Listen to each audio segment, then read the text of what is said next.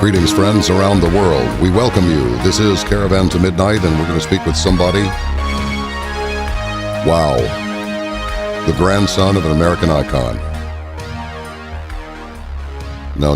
We didn't go through the fabric of time and in a cyber way resurrect anybody.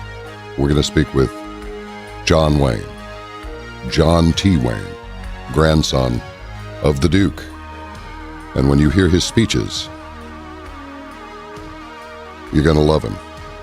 Because just like his grandfather, he is a true American patriot, constitutionalist, and advocate for our lost republic.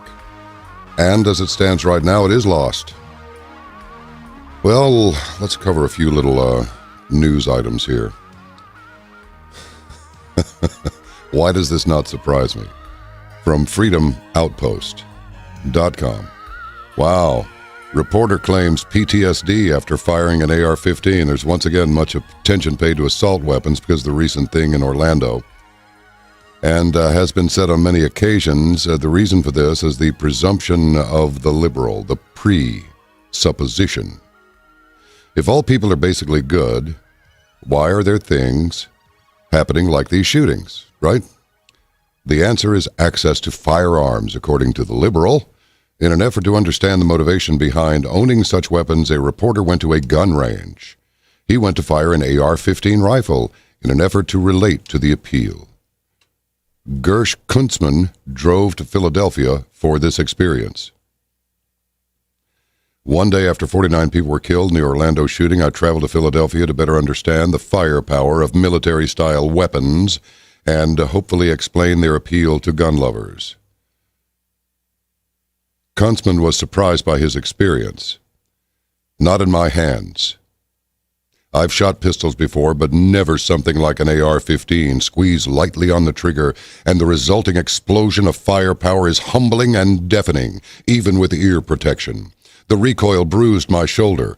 You are either a sniveling little cupcake of a weenie putz or a damn liar. You can put the thing up to your front teeth and they'll still be intact.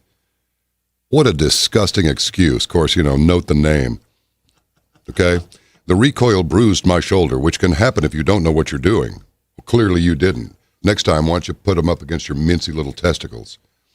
The brass shell, was that too strong? The brass shell casings disoriented me as they flew past my face. The smell of sulfur and destruction made me sick. The explosions, loud like a bomb, gave me a temporary form of PTSD. For at least an hour after firing the gun a few times, I was anxious and irritable. You need to go home and hang yourself in Mommy's closet, okay? After playing with her cat. Is this too strong? I get it, but all right. The man claims his state of mind is the same as someone who has faced combat or trauma from rape or attempted murder. From firing a weapon a couple of times, it's the stupidest thing I've ever heard. Maybe, well, at least in a long time, but it points to the way the liberal media works. Kuntzman has since corrected his statement, but his intent is clear. He wished to paint the weapon in as bad a light as possible. Well, you didn't paint the AR-15 in a bad light, Kuntzman. Kuntzman.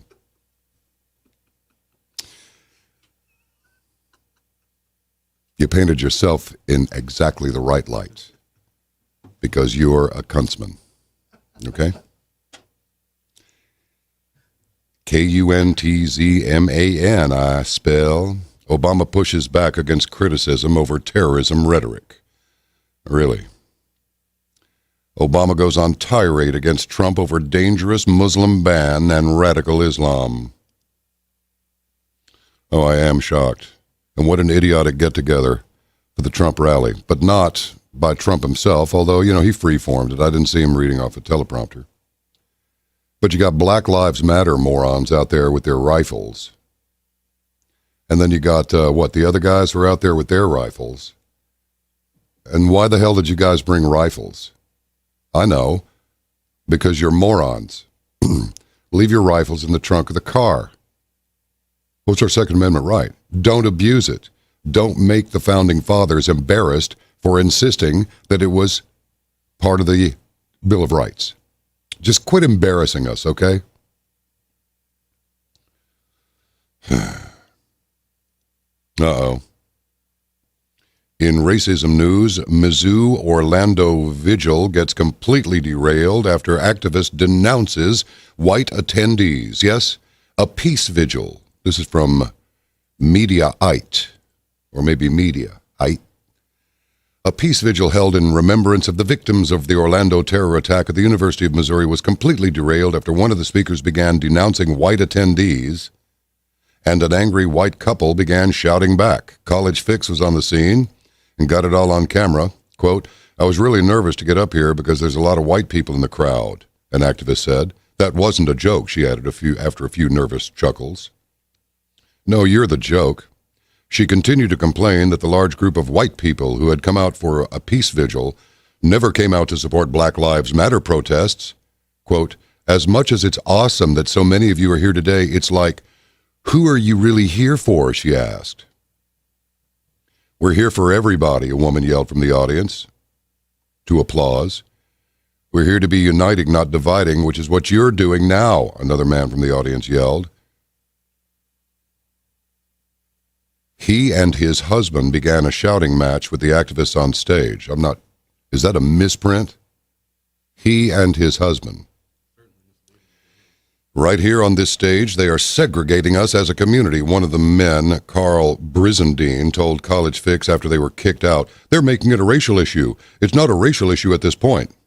Yeah, it was as soon as that bimbo opened her mouth. Then it became a racial issue. Oh, people, I'm so saddened by this. You know, I sit up here and I make fun of it and get a little naughty. Occasionally, maybe just a touch nasty with it. But really, this is sad. It would actually be funny if it were not so completely tragic. George Carlin, the late George Carlin, said it best. There's a really bad dope problem in America. There are too many dopes. And it's true. How sad. From David Stockman's Contra Corner, how to stop most homegrown terrorists. Shut down the FBI sting operations. A former FBI agent has claimed that the agency manufactures nearly all of the major terrorist plots they claim are carried out by terror groups. Where have you heard that before? I know. According to Michael German, the FBI routinely entrap vulnerable individuals who would never have committed any violence and brainwash them into committing terrorist acts so they can be caught and punished by the FBI. Michael German, former undercover agent with the FBI who now researches national security law at New York University's Brennan Center for Justice, told The Times, "They're manufacturing terrorism cases. These people are 5 steps away from being a danger to the United States. They target people who are genuinely psychotic." Increasingly, experts are worried that undercover operations of this kind infringe on the rights of Americans. Stephen Downs, an attorney and founding member of Project Salam, which gives legal support to Muslims, told Business Insider that, quote, "The government has developed a technique of engaging targets in conversation of a somewhat provocative nature and then trying to pick up on things the target says, which might suggest illegal activity, and then try to push them into pursuing those particular activities," end quote. Downs also said that the FBI often targets particularly vulnerable people, such as those with, what? Mental disabilities. Quote, "Very often they, the FBI, target people who are genuinely psychotic who are taking medication." End of the quote. Last March, The Intercept profiled 25-year-old Sami Osmakik, who was broke and struggling with mental illness when he became the target of an FBI sting operation. Here's another quote. "The FBI provided all the weapons seen in Osmakik's martyrdom video. The Bureau also gave Osmakik the car bomb he allegedly planned to detonate and even money for a taxi so he could get to where the FBI needed him to go." A recent study cited by BuzzFeed examined undercover operations for signs of entrapment by looking at terrorism prosecutions dating back to 9/11. The study coded each case for up to 20 signals that an individual had been a victim of this kind of entrapment, such as whether the defendant had no previous involvement in terrorism or whether they had been given some kind of monetary incentive to commit a crime.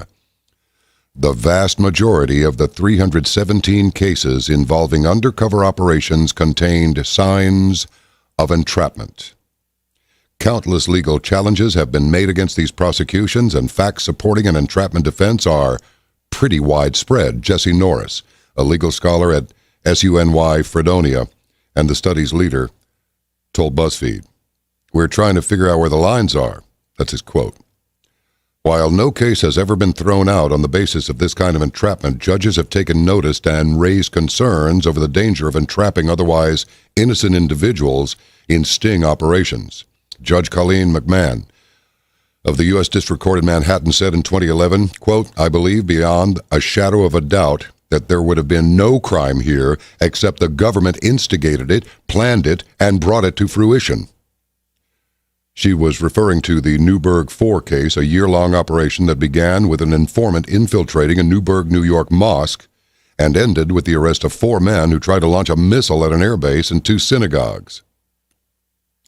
3 years later, Human Rights Watch released a report expressing concern over law enforcement's discriminatory and overly aggressive investigations using informants. That last is a quote. Noting that targets for these operations are often chosen based on specific political or religious indicators, such as if they are Muslim. Still others believe that the entrapment method can ultimately make us safer. Karen Greenberg, for example, author of Rogue Justice, The Making of the Security State, believes that the, quote, tension between security and liberty that can result from these tactics is a good thing. She told Business Insider in an interview, "The amount of money, time, and resources that have been put into rethinking law enforcement since 9/11 has made us safer, and now we're sort of trying to figure out where the lines are." Idiot. Michael Steinbach, who leads the National Security Branch of the FBI, wasn't immediately available for comment, but he told the Times that, quote, "We're not just going to wait for the person to mobilize on his own timeline," adding that the FBI couldn't just sit and wait knowing the individual is actively plotting. I'm not convinced they know what they're doing. And by the way, from News Channel, Nebraska, Orlando shooter was turned away from different gun store for being suspicious. Yes, the owner of a Florida gun store said the Orlando nightclub shooter, Omar Mateen, tried to buy body armor and bulk ammo from his store just a few weeks before the shooting, but his staff turned him away. Quote, "We knew by the questions he was asking he was suspicious." How about suspect? Robert Abel, co-owner of Lotus Gunworks in Jensen Beach, Florida, told ABC News, "An alert salesperson refused to sell to Mateen, and Abel said he contacted authorities about Mateen prior to the massacre. The local sheriff's office said they were unaware of the incident at the gun store, and other local authorities, including the local FBI office, have not responded to ABC News' requests for comments. The FBI is aware of and is investigating Mateen's visit to Lotus." Big deal. All right, do you have that thing that I sent you a minute ago? You want to throw that up there? This is very interesting. Yes, it's interesting.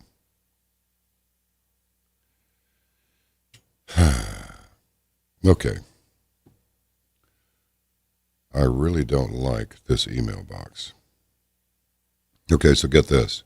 John, from Caravaner George. "After listening to your show, I wanted to do a little research on the shooting. Something smells about the shooting, and wham, the smell hit me. Read below what I found. This Luis guy is a professional actor, and check out his film in 2015. If this is correct, it needs to be exposed. Longtime caravaner since day one."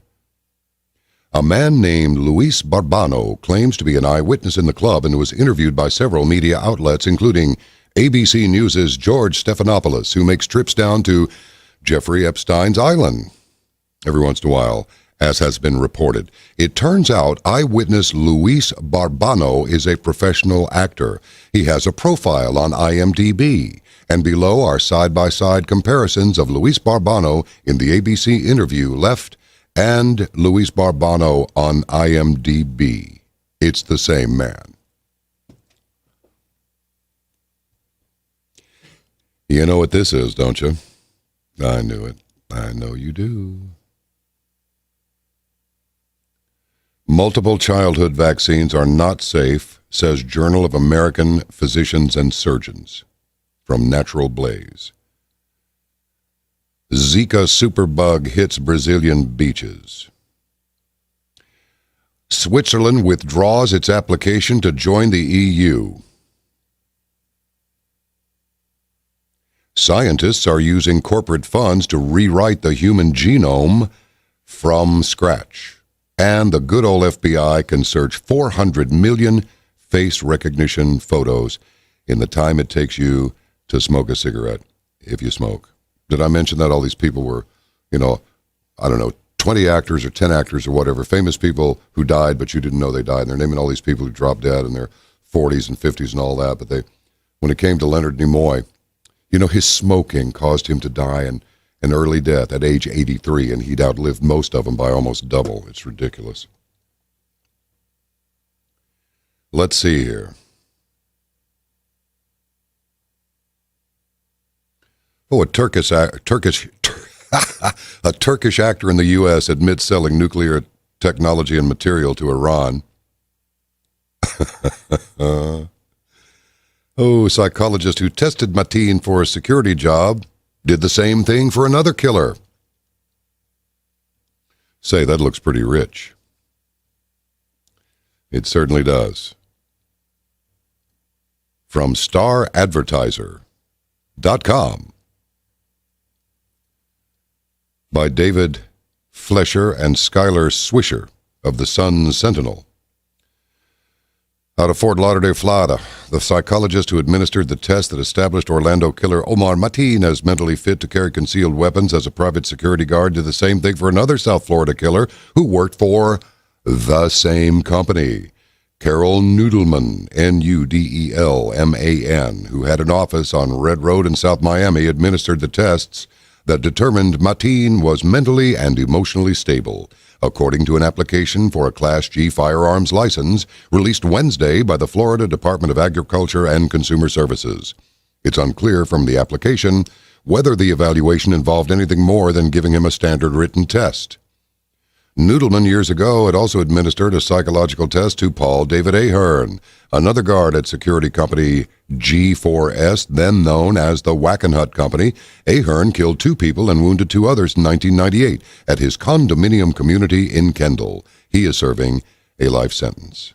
The week before the shootings, Ahern had been issued a temporary security officer's license by the state.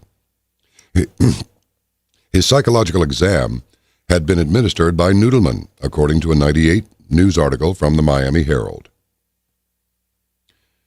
Mateen, who killed 49 people early Sunday at a gay club in Orlando, also works as security guard for G4S and held 2 licenses from the Florida Department of Agriculture and Consumer Services, a Class D security officer license and a Class G firearms license. The gun license allowed him to carry up to 2 firearms. The psychological evaluation by Nudelman was conducted on September 6, 2007, according to his firearms license application. So that's 9 years ago? Are you sensing and seeing and hearing the holes in all of these stories?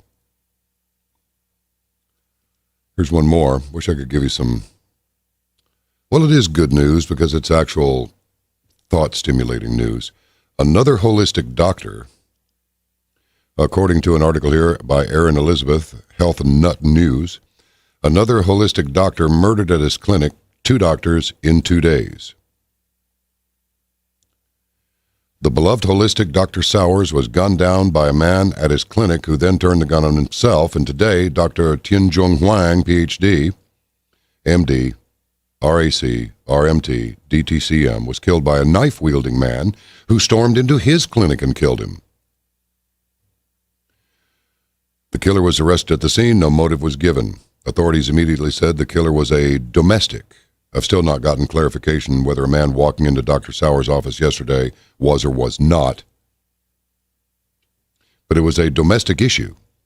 I want to report the murder of a prominent holistic MD nonetheless. I'll update you once I learn more about a possible motive if there was one. I've received several reports from his alleged patients who say what a remarkable gifted doctor he was in so many holistic modalities. Dr. Huang was a sports medicine specialist at the Beijing Olympic Games, a professor in sports medicine and rehabilitation, and performed acupuncture and Chinese Tuina massage. So this was not exactly a woo-woo guy that didn't know what he was doing.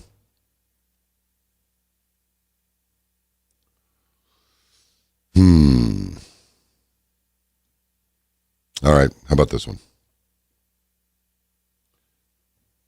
While the page is loading, I want to mention a couple of things. We're going to talk tomorrow night between 10 and midnight Central on KLIF, News and Information 570 KLIF. Just KLIF.com will get you there. And let's see what else. Yes, I want to tell you about something that we came up with that might be of interest to you. It's called Caravan Connect. And what this is, you notice how in these various communities, I don't care whether it's the Italian community, the Jewish community, the Irish community, the Russian community, the German community, the Mexican community. I mean, pick one. The Christian community, the Muslim community, whatever. What do? They support each other. They buy and sell to and from each other. So, Caravan Connect is a way for like-minded people to support each other not only financially, but it also provides a mechanism to expand your business, certainly potentially. And there are all sorts of things in there that you can either list or you can do some advertising. So in other words, it's a way to make the caravan. I mean, we got to pull over sometime, right? I mean, even the Lord himself had to have at least one square meal a day, let alone 3, and maybe even 30 winks instead of the usual 40. So when we pull the caravan over, we've got to build our fires, and we've got to cook our food, and we've got to help each other. We take, you know what I mean? We take stuff around, go and visit each other, interact, and so forth. I think it's a fine mechanism for supporting each other and growing each individual business as we expand the reach of the caravan. Okay? I mean, notice what happens in any of these groups. So label them any way that you want. What do? They tend to live in the same neighborhoods, frequent the same businesses, keep the money in the community, and expand. Why can't we do the same thing? The answer is there's no reason why we can't do the same thing. So let's do Caravan Connect. And also I want to give you a heads up early. You notice that the website is ever so much faster. Well, it's going to be faster still. We're going to do a server migration on Tuesday. Now, I suspect it's going to be one of those in the wee hours thing, but be prepared for wobbly, wonky, and jiggly stuff to happen on Tuesday while we get over where, this was a major domain hosting service. I'll give you a hint. They got kind of a foxy female race car driver as their mascot. No, that's wrong. Not mascot, but their image babe. Does that work? Something. So we're dumping them. And, okay, we found out who owns them. And so we're going to another outfit that is very, very, very serious.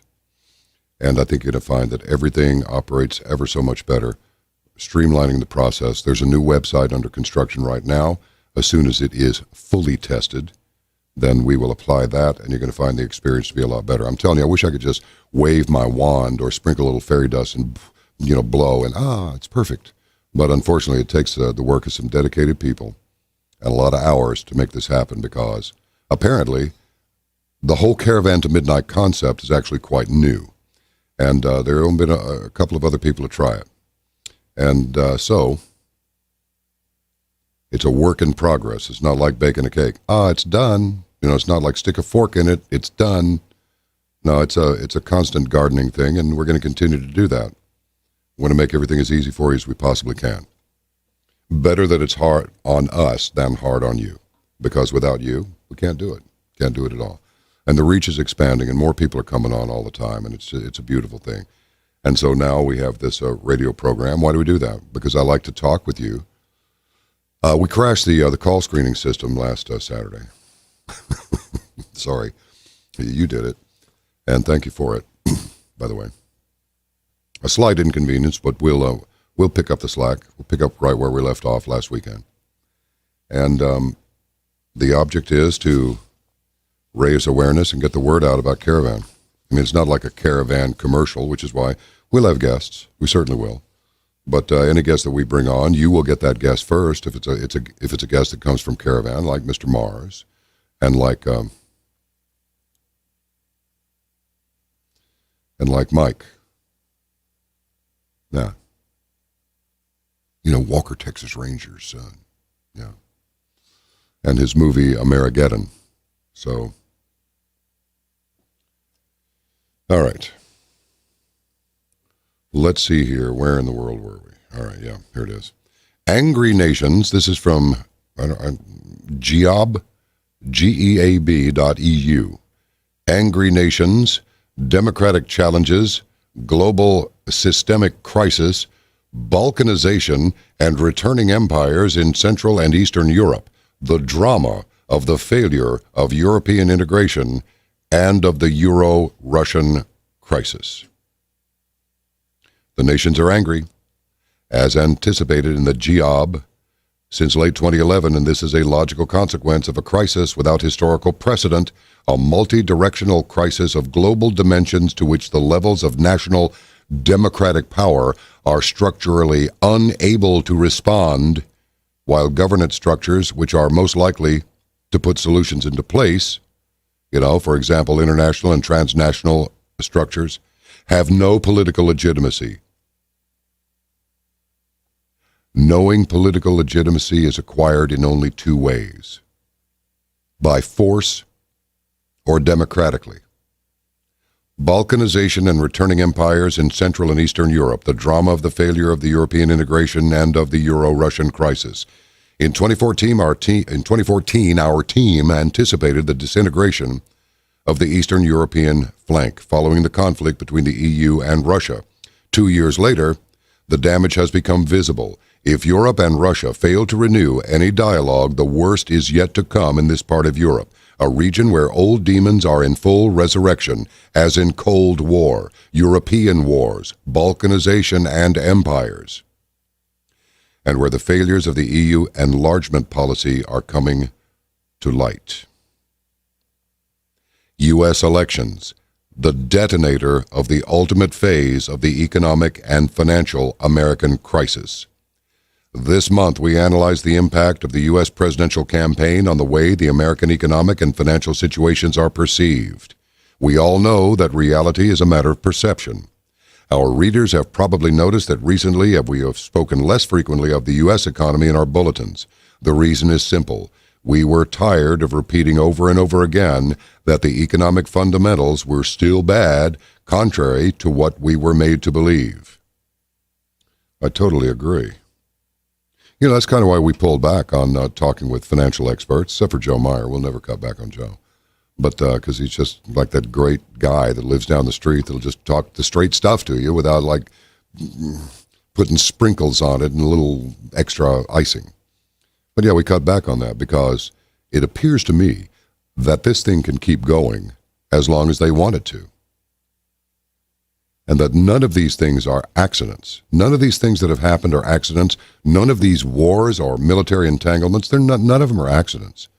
Oh, what's happened over there? We've just got to go and do something. I think it's called a backfire. You know what a backfire is?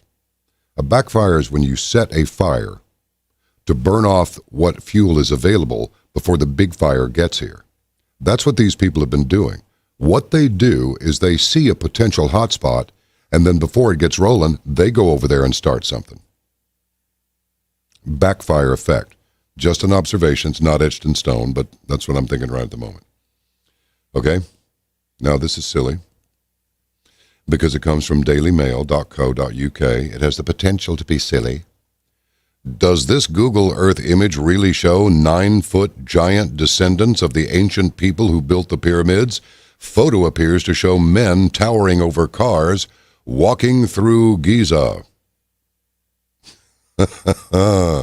giant men, up to 9 feet tall, who could herald the return of ancient Mesopotamian gods, are strolling around an Egyptian bakery near the pyramids of Giza. Listening to Diana Ross music. No, I'm kidding you. Or so online conspiracy theorists say. Images that show two figures who appear to tower over cars as they walk through the street have been released online to the shock and skepticism of thousands of viewers. The YouTube titled Unreal, two giant men spotted nearby Giza pyramids, and uploaded by user Mr. MBB333, shows the photo while searching near the Dulce Bakery close to the Giza pyramids. It looks like people are living here, and when I say people, I mean people. Okay, guys, this one's kind of bizarre. Now, this guy who's speaking excitedly in the video goes on to get closer to the Google satellite map, which shows the dry landscape with rows and rows of homes and other buildings. So he zooms in on the photo and says, "They are showing you a picture of two giant men." Wow, talk about the return of the Anunnaki. What, no Bigfoot? What would Mo say? Get out of here. Bigfoot's Egyptian. Wow.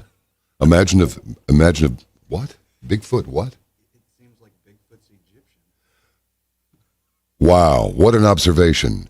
Bigfoot is Egyptian. He invented this dance. Yeah.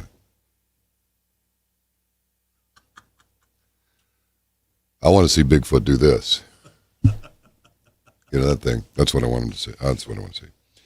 All right, they're starving in Venezuela. People are getting killed. They're getting beat up. They're getting water cannoned and everything else.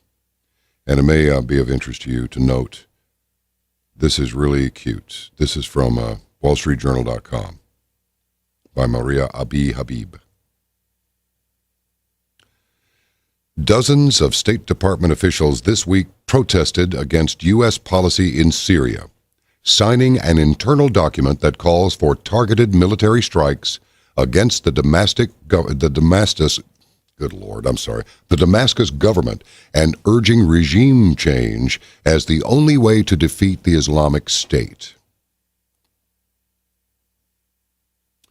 Now, you got dozens of State Department officials protesting against U.S. policy in Syria.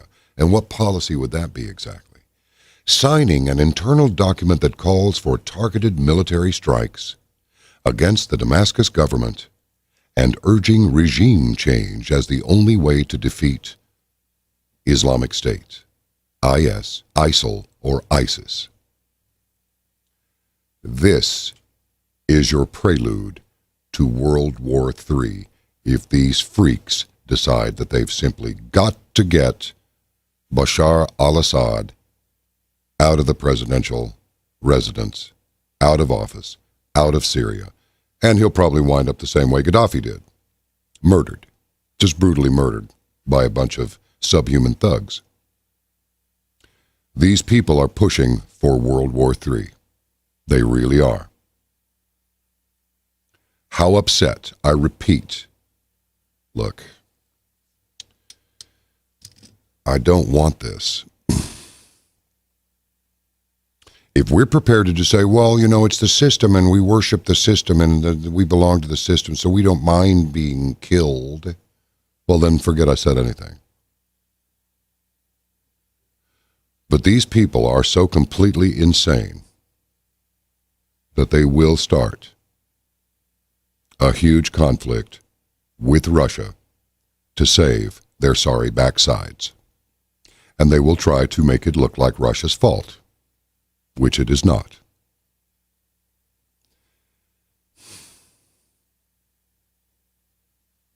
I absolutely despair over the quality of the humans, or whatever you might call them. I'd say they're more like subhumans, who operate this government in Washington, D.C. But in a minute, we're going to speak with John T. Wayne, John the Duke Wayne's grandson. And he's going to tell you why nothing gets done, why the Constitution is being trampled on, why the gold fringe on the flag, what does it really mean, all the way back to, well, I'm going to let him tell us. I want you to pay close attention to this. I really do. I know you pay close attention anyway. But listen to this. Because everything that comes out of his mouth, he can prove. All right, stand by. It is my distinct pleasure to welcome on to Caravan to Midnight the grandson of John Wayne himself. Yes, the Duke, John T. Wayne, is with us now. He is the author of numerous books on the Civil War and the Old West. His books focus on the orphans created by the Civil War, without which we would not have cowboys today. The Gaslight Boys. It's a series that pays homage to the orphans who grew up on the streets under the gaslights in downtown St. Louis during and after the war. These children grew up to become the cowboys, children such as Judge Isaac Parker, Wyatt Earp, Wild Bill Hickok, and Nat Love. Quote, we know them for who they became, but not so much where they came from. As the grandson of John Wayne, the author writes his book in much the same way the elder John Wayne acted. After living in Florida until 2010, John and his wife Donna took up residence in Arkansas for the simple reason it made writing his books easier. John's an avid horseman. He has many quotes which come directly through his writing, quotes such as, a man's dreams must exceed his fears. And how about all men are created equal? Equal ends at birth. How about this one? A gun is neither good nor evil, but a person makes it so. And, as Americans, we can't have freedom without God. If you never met the Duke, you'll come close, having met John T. He's 6 feet 4 inches tall. He fills out much like his grandfather from the movies. Some folks even have a little déjà vu when they see him. John was born in St. Louis, Missouri, August 14, 1958. Lived the majority of his childhood growing up in Missouri. It's interesting, nobody from Missouri calls it Missouri. I think that's correct. Anyway, I'll get a clarification here in a minute. John Wayne, good Lord, man. Welcome to Caravan to Midnight. Good to have you here. Well, it's great to be on your show, John. Say, I didn't know that, I didn't know all these people came from St. Louis. Well, just about every outlaw in the Old West either came through Missouri or was from Missouri. The Earp family, all of the Earp boys came through St. Louis during the Civil War. When they saw the conditions on the streets, they moved on. I believe Wyatt is still wanted in El Dorado, Arkansas for stealing a horse. Yeah. Yeah. You know, Cosner's Wyatt Earp. There were a couple of them. You know, there was the one with Val Kilmer played Doc Holliday, and Right. that was kind of the Walt Disney version of it. Everybody liked it because it was kind of fun.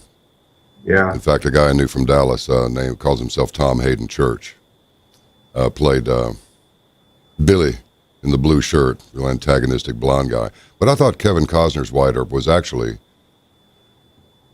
the most accurate between the two of them. You know, and that whole deal with him stealing the horse. You leave Arkansas, you get on this horse and ride, because if they catch you, they'll hang you and all of that. The warrant still probably is extant out there. Yeah. So you're an author and a historian. And, yes, I study history quite a bit, and I look for the things that haven't been written about, which is how I found out that the orphan problem was buried at the end of the Civil War by the Federals. You know, they knew they had a huge orphan problem. They just didn't want to get beat up over it. Mm-hmm. So they instructed all the generals in charge of the large municipalities like St. Louis, Chicago, New Orleans, and New York not to allow the newspapers to write anything that had to do with an orphan situation, the orphan problem, because it was way out of hand. The average family back then was 7 to 10 kids. You know, and all the grown men left to go fight that war. Not all of them, but a whole lot of them did. And what happened to their mothers?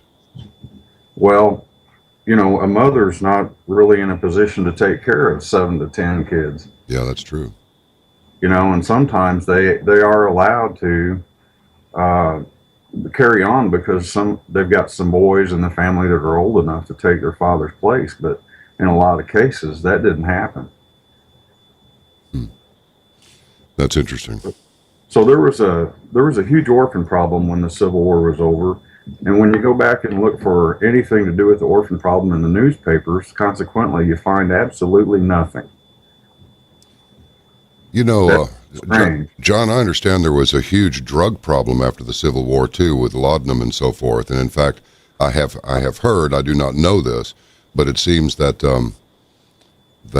first it was morphine, and when that wasn't actually strong enough, that's where heroin actually came from. Is that true? Well, I'm not certain about heroin coming in from that, but I know that heroin has been around since about the end of the Civil War. Yeah. It was because of all the blunt trauma. I mean, they had to remove limbs with a Right. damn limb saw, and you needed something that would put somebody under, and that's about all they had, other than a smack on the Right. head with a mallet. You know. Right. Yeah, it was a tough situation. A lot of men lost their arms and legs, or an eye here, or it was a terrible situation. But we've still got the same situation going on today, just not quite as big of a mass situation, and it's not in this country, although it is our young men from this country. They're going overseas and coming home all beat up. Yeah, and not getting a very. I'm sorry. A government that's just refusing to take care of them. So it appears that censorship in the press and government neglect is nothing new. No, it's not. It all started. Let me lay it out for you if I can. Please. Lincoln took us to war in 1861 by declaring martial law. When he did that, he suspended our freedom. Now, for 4 years, we fought. We fought and we fought. George Washington warned us in his farewell address that there were unprincipled men of ambition who would do anything to assert our freedom, to get us back under the British crown. And when the Civil War happened, the crown saw its opportunity, and it took it.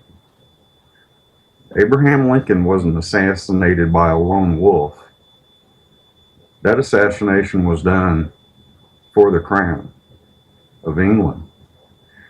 But it isn't just the crown of England. The Jesuits are involved deeply too.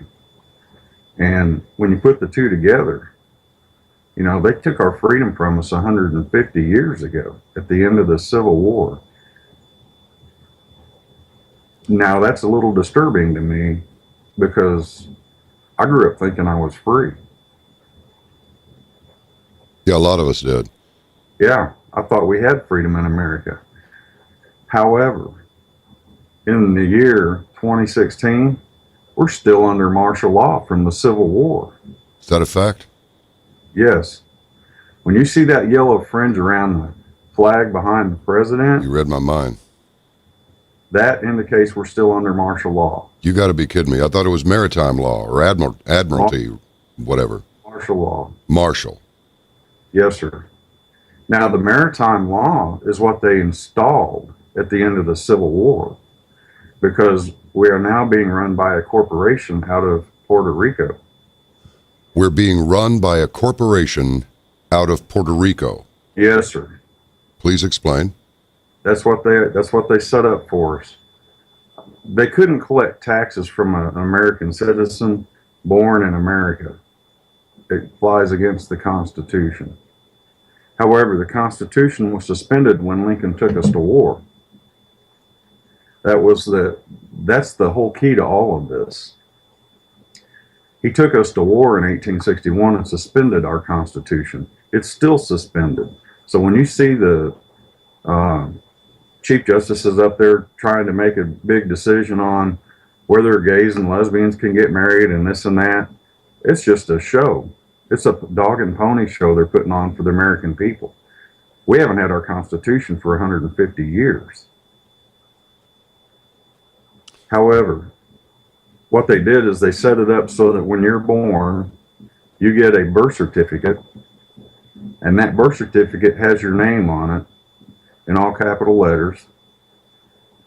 You're registered with the Social Security Administration. It's taken them years to set all this up. It didn't happen overnight. But once you're registered with the Social Security Administration, what they do is they send that birth certificate to the Secretary of the Treasury for the state of Puerto Rico. I'm sorry, what's Puerto Rico got to do with anything? Yeah. Well, as it turns out, that's where the corporation is based. Puerto Rico, Guam, and DC is all foreign soil. That's why that 10 square miles of the District of Columbia Yeah. is there. So they can get away with doing whatever they want to the American people, and then there's no accountability. Now, what they did, once the Secretary of the Treasury of Puerto Rico gets that document, he creates another document in your name, and then, of course, it becomes your Social Security card. And it's in all capital letters. If you take out your Social Security card and look at it, it's probably in all capital letters. Some of the old ones aren't, but it's before they got everything in place. And when I say old, folks that are 70, 75, 80 years old, because they just started Social Security way back then. But they realized that they had to set it all up in all capital letters in order to make you into a corporation. A trust or a transmitting utility is what you are considered. Okay, that allows you to do business with the money that you put in the bank. However, every time you make a deposit in your bank, it goes to Puerto Rico and back to your bank account. And in that way, they're allowed to charge a tariff. Is that a fact? And that is your social, that becomes your income tax. That's very interesting, John, because I've had a Social Security card for a long time. I still have the original one. I never had to have it replaced or any of that. I got the original one. And it's all in caps, brother. It sure is. I've got mine in my pocket, my original one from 1970. Mm-hmm. It's all in capital letters. But that's what they did unknowingly. See, they told me when I started work way back in 1970 in Branson, Missouri, they said that you have to have a Social Security card to go to work. Now, back then, the folks from Social Security came down to the workplace and met us there and filled everything out and gave me my card, and I went to work. Now, they're not on the road like that anymore. They don't have to be. You get the card the moment you're born now. Yeah. And whether you know it or not, you have a contract. You see, they set up this contract with you before you're of any kind of an age of knowledgeability or awareness. You've already got a contract. But your birth certificate is something that they use to trade with. The federal government takes every child's birth certificate that's born today and says, okay, we had another 10,000 kids born today, and guess what? We're going to borrow some money against them. Now, here comes the inevitable question, John. Yes. How do you know this? Well, I've got some documents that I came across that are pretty interesting. However, to simplify matters for you, this is a book called Re-Inhabited. All right. It's been written by some friends of mine. Their names are David and Jean Hertler. And this book really explains in detail all of the things that I'm talking about here. But there's also a thing called Shinola law. Shnoa? Shinola. Shinoa. Shinola. Okay.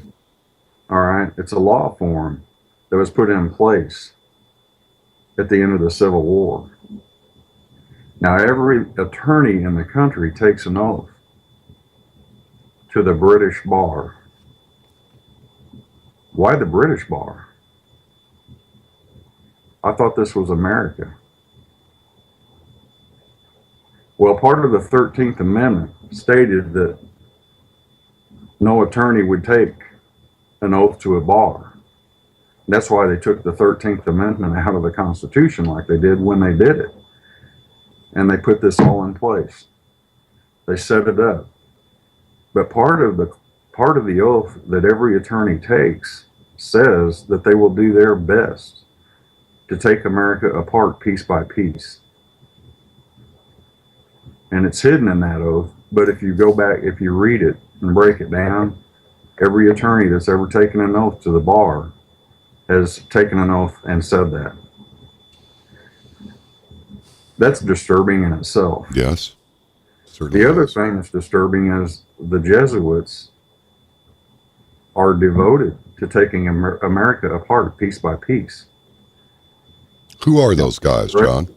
That's directly an affront to my freedom. Let me ask you, who are, hold your place because I don't want to break your train of thought, all right? But who are the Jesuits? What are the Jesuits? I've heard that they're the muscle arm of the Catholic Church. I've heard all kinds of stuff. The Jesuits are a secret order of priests in the Catholic Church. Okay? The problem that America's freedom presents for them is it means they're not needed. You follow me? So far, yeah. Okay. That's why when in their establishment of the Jesuits, they cannot allow America to succeed as a self-governing entity for freedom Because it flies in the face of the Catholic Church. The Catholic Church wants to be that. oh, It's a gotcha. direct conflict with everything the Catholic Church stands for.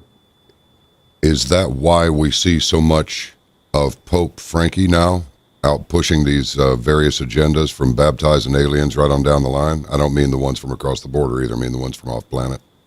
Yeah, it's across the whole planet. I mean, the things that they're doing now between him and Obama, what they're doing now, they've really taken the gloves off.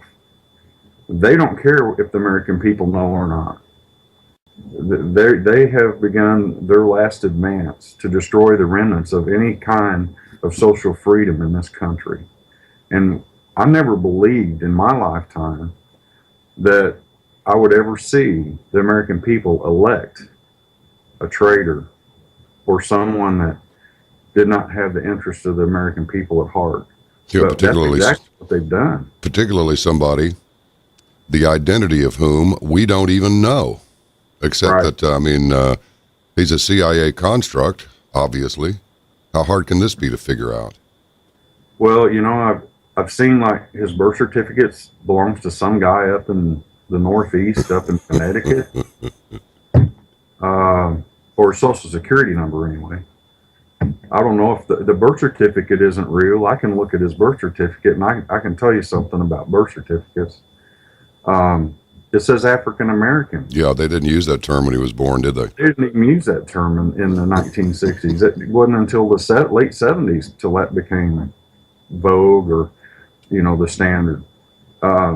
In 1961, they would have used the term Negro. That is And- correct. So the birth certificate's not even real. So there's just so much about this man. He's a complete imposter. He's an affront to anything that American people stand for. He wants to bring in nothing but a bunch of radical Islamists to destroy what's left of this country. And unless we check him and put a stop to it, if we follow through and put Hillary in the White House, we can kiss America goodbye. Yeah, well, I agree with you. So let's retire one more point, John, and that is, I have said this. The Civil War wasn't fought about over slavery. That's the last thing on their minds. The Civil War was fought to centralize the power in Washington and Boston. Right. Am I close? You're absolutely correct. You see, the North lost the war as well. They fought, and by all accounts in our history books, it says the North won, but they didn't. They lost. Every state in the Union lost its sovereignty to the federal government, not just the South. So what you have is the North fought and fought hard and diligently. They won the battles, but they lost the war because they had to surrender their sovereignty to the federal government, just like every other state in the Union. And then, let's just drop in a little tidbit here. Who were the regulators? Well, most of them were Jesuits. Is that a fact? Yes. Look, we're still being reconstructed 150 years after the Civil War. That's what this mess is all about. You know, they want to take God out of any mention of God out of anything. Our country was founded on God. And you know, virtually all of the founding fathers believed in God. But before I get away from it, the Civil War, you said, was not fought over slavery, and it wasn't. Lincoln didn't introduce the Emancipation Proclamation until 1863, 2 years into the war. Mm-hmm. And the only reason he did that is because he needed to do something to get his soldiers to fight, because up until then they had been losing badly at every turn. He had to do something. So he declared freedom for the slaves. That's the only reason he did it. He had no intention of destroying slavery at that time, but he had no choice. Wow. Yeah, it's like I say, John, you think you know, but you don't. You think you know what you're talking about, but you don't. So you go to the books, the old ones. Right. And you go, wait a minute, I didn't know what I was talking about because I didn't know. So what do you make of all this? I mean, this may be just some irritating fluff, but what is it with the first, the stars and bars of the Confederacy? That's a racist symbol. I would think anybody with an IQ over 40 would, if they chose to view the Civil War having been fought over slavery, would look at it as a flag of victory over slavery. But instead, no, it's a racist flag. Now I'm hearing that the stars and bars is also a racist flag. Have you been picking that up lately? Yeah, I've heard that, but it's not a racist flag. The racism is in the hearts and the minds of the American people that are calling it racism.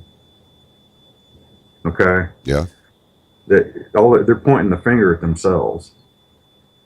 Well, just like liberal progressives. They hate themselves. Right. That's why they spew the vitriol that they do. I mean, that's absolutely right. That's just how I see it. I've seen it in people's lives where they become so successful that they're ashamed of what they have because they have so much, and they look around and see so many people that have nothing. You know what? You need to realize that God's blessed you for a reason and accept it. You know, profit is not a dirty word. No. Profit is not evil. Profit is God's way of saying, good job, my son. You've done good. Every significant figure in the Bible had a pretty nice bank account, so to speak. Yeah, I mean, King Solomon was the richest man that ever lived. And Job wasn't too bad off himself, you know. And I mean, you name it. They were all pretty well equipped financially. God bless them, you know. And when you stand up for what's right, when you stand up for God and the truth, God will bless that. And we've gotten away from that in America. We haven't taught our children the message of God and how He works. You know, the last 3 years on Father's Day in church, I've been the youngest father present. I'm 50. I'll be 58 years old in two months. And I'm thinking, there's something wrong in America. There's definitely something wrong. Yeah. I know there's younger fathers out there than me. I've got 7 grandkids, for crying out loud. but they won't go to church. The young people just don't feel it's necessary, or they feel, they take they take the stance, well, you know, I don't want to go to church because that's where all the trouble's at. Yeah. Or there's just a bunch of hypocrites in church. Well, you know what? We've always got room for one more. I actually haven't been going a lot myself lately because I'm on the road a lot on the weekend. But, we need to start a revival. We need to get America back to understanding that you can't have freedom without God. And the American people, they're just right now just a bunch of loose cannons with no direction. And the people we have running things aren't helping any. No. They're not helping matters one bit. They see that we're on our knees and they're fixing to finish us off if we don't do something. Interestingly, If we don't take the knowledge that we have and learn from what's happened, why do you think they made Ulysses S. Grant president? That man had no shot of being president. He was the biggest drunk the Army had. mm-hmm. They got him elected. Why Ulysses S. Grant? It's because they knew they could get him to sign anything they wanted. I believe it. I mean, wasn't this guy like almost permanently poop-faced? Yeah, he stayed. He's always had a drink in his hand. They knew they could get him to sign anything they wanted. All they needed was to talk to him for a few minutes and anything would make sense.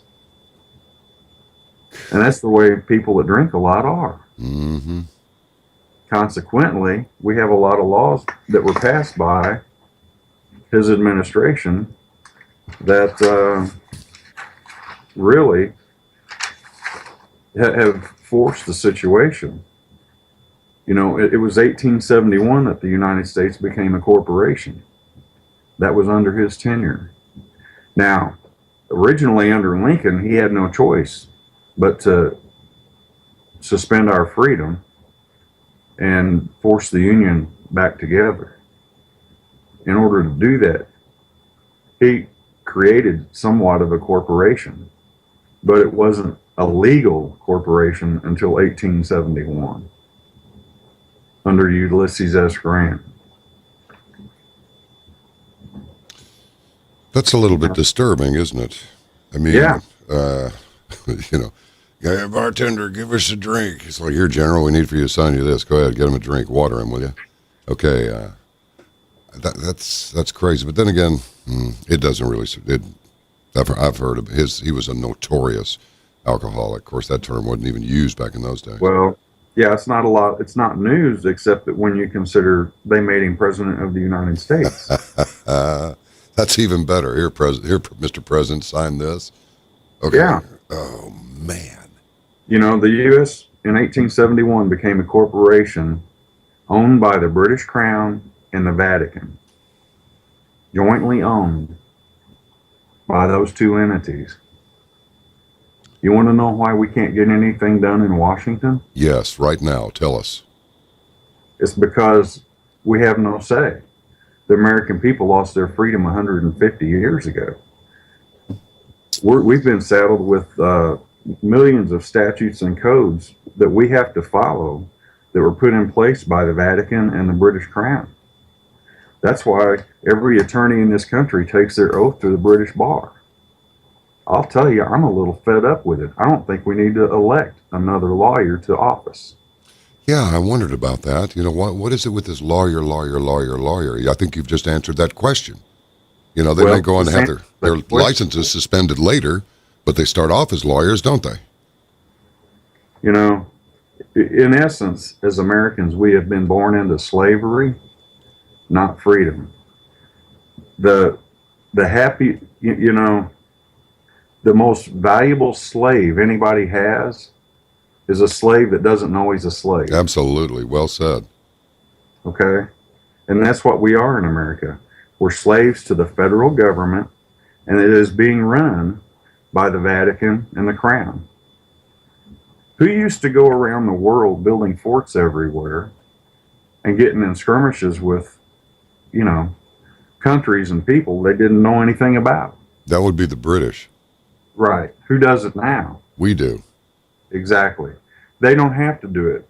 We're their long arm. We're doing it for them because they run our country. Britain doesn't have to engage in any of it. They've got us doing it for them. So are you suggesting, Mr. Wayne, that England is still running us? That's exactly what I am suggesting. And when we went to war, they saw their opportunity to place us back under the British crown. Now, we fought the Revolutionary War to get out from under it. George Washington warned us in his farewell address that there were ambitious and evil and conniving men who would do whatever they could to place us back under the British crown. Well, our freedom lasted about 70 years, and during the Civil War, we came out of the war only to be placed back under the British crown. That's what the Federal Reserve banking system is all about. Mm-hmm. You know, it's run by the British. It isn't run by Americans. It's the British crown. Elaborate on this as much as you will. Well, they attempted 3 different times to set up a central banking system for the United States, but they were not successful until they set up the Federal Reserve in 1913. Okay. I've got a book, I think it's called The Creature from Jekyll Island. Oh, yeah. Goes into detail on exactly what they did to us. But it placed us in servitude to the British Crown if completely, because it gave our money to them. It allowed the bankers from Britain to, and this is a banking cartel. That's what it is, just like a drug cartel in Mexico. Mm-hmm. It's a banking cartel. And what they do is they take our money straight off the printing press. They buy $100 bills, $50 bills, and 20s. They buy it for 4, 6, 8 cents a piece. And then lend it back to the federal government at full face value. I'd like to have part of that deal. Mm-hmm. But consequently, we don't have that deal. You know, in 1933, the federal government found itself in crisis. But it didn't really. It was a fake crisis. They told the whole world, we're going to go bankrupt if we don't do something. So they got every governor in every state to sign on to ensure. Okay, are you with me? Yep. To sign on to the good faith and credit of the American people to back the federal government. So basically, we're the currency. They sucked us in right there. Mm-hmm. Okay? They got the American people. The federal government since then has looked at us as nothing but, and well, even before that, that's what they were after. The American people and everything you own is nothing but an asset for them to manage from cradle to grave. That's all they wanted. They wanted us under the thumb and in servitude to the federal government. And that's where we're at. That's where we find ourselves today. We can't do anything without the federal government wanting a piece of it. And they'll come and take it all if they, we're still under martial law. They can kick your door down and take everything you have and leave you with nothing. And there's not a thing you can do about it. That's the scary part of all this. All right. And the president we have nowadays, I see him setting everything up to do that. There's going to be a complete disconnect between our military and the people. Yeah. Because they're bringing so many foreigners into the military. And where do you think they're coming from? The Middle East. Yeah, they've been doing it for a couple of decades, maybe 3 decades, just that I know of. From the Middle East, it's scary. Yeah. they're not beholden to us at all. They didn't grow up here. They don't care anything about us. They're going to do what they're told. You know, in our founding documents, they said we hold these truths to be self-evident, that all men are created equal and that they are endowed with, by their creator, with certain rights. That among these rights are life, liberty, and the pursuit of happiness. Well, the inalienable rights were never bestowed upon the black population. All they got coming out of the Civil War was civil rights. Yep, that's right. And they don't realize that. You tell them they're not free and they look at you cross-eyed. Mm-hmm. But that's the facts. They never have been free. Consequently, along with that Civil Rights Act of 1865, those of us who had inalienable rights lost them. All we have now is civil rights. You know, it's the whole thing's just a tragedy that's been played out over the last 200 years. And we, the American people, have got to stand up and take our country back. I want to make sure everybody hears this, John. They got civil rights, but they did not get what? Well, they did not get inalienable rights to be free men upon the land. Okay, you got it, everybody? There's two different things there. Yep. The inalienable rights is what we were guaranteed in the Constitution. But if you recall, the Constitution was suspended when Lincoln took us to war. This has been suspended ever since. This is so strong. Now, don't lose your patience here, but just recapitulate on this one point. What was at what point after what was the crossing the Rubicon moment at the end of the Civil War? Just one more time. What happened that stripped the freedoms from the people? Well, what happened was they assassinated President Lincoln. Yep. What happened was they saw their opportunity. They knew Lincoln was going to bring the southern states back in and reseat the full House and Senate, and that he was going to allow the states to keep their sovereignty. They didn't want that. That's why Lincoln was assassinated, and they took charge from there. Well, was it because it was a logistical and clerical nightmare to have to deal with each individual state? Is that basically it? So they wanted it in all those eggs in one basket? Lincoln gave them all the states back. Mm-hmm. But they didn't reseat the South once the war was over. It was years before the South was reseated in its rightful place. However, if you can follow me here, up until the Civil War started, we had a de jure government, a republic. You with me? Yep. It was considered a republic. Oh, yes. Yep. All right. The last president under the republic, the original de jure republic, was James Buchanan. Lincoln was elected and took us to war. Now, Lincoln declared martial law because so many of the states in the South seceded and he wanted them back in the Union. Which brings up another point. You know, there was a couple of New England states that seceded 4 times before the Civil War, but they always came back. Why was it necessary to go to war with the South? I'm still trying to figure that one out. Mm-hmm. Because they allowed the New England states to come to their senses and just come back naturally. Yeah. So what was behind firing on Fort Sumter exactly? Right. What was behind that? Yeah. So, but on another note, I don't want to get off track here. Okay. The South was never reseated when the war was over. Okay. Consequently, because the corporation was set up, what we have is a huge group of a board of directors called the House and the Senate.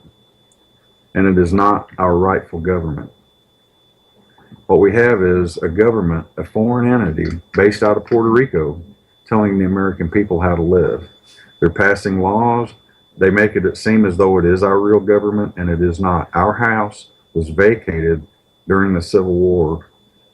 The Senate seats, the seats for the congressmen, they were all vacated. Okay. Because of that, we haven't had any representation in Washington, D.C. We've had nothing but an empty house for the last 150 years. Well, this makes good sense, John Wayne. I'll tell you why. How about how about all except Martin Van Buren, who had Dutch roots? Every president that we've ever had in this country is part of the lineage of King John Plantagenet. Period. End of story. And it took a 12-year-old girl to crack that code. That's right. The women are smarter. Unbelievable. The villain depicted in the Robin Hood tales, that's John. That's King John. Wow. Yeah, that's it. Every one of them. Go ahead, sorry. That's a sobering thought. Isn't it? And now I think we understand why that is. I think now we understand why, John, the problem is we're so slow to catch on.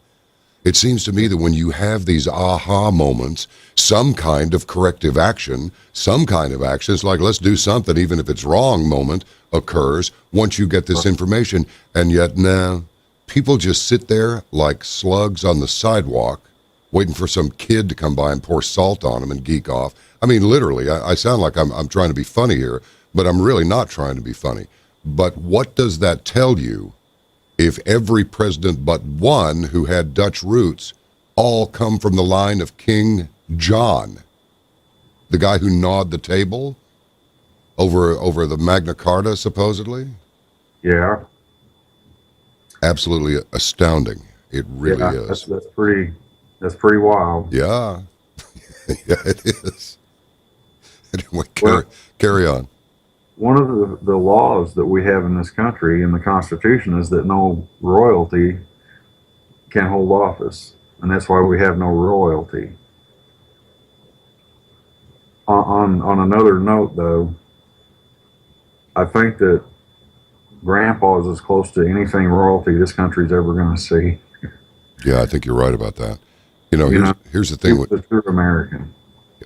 Yes, he believed was. in God, and he believed in his country. And they love to call him a racist, too, even though the only thing I ever saw that he said, which made perfect sense to me, is like he didn't have a problem with blacks being in positions of power, but he wasn't prepared to turn it over to them until they had developed and brought themselves to the point where they could participate in these things.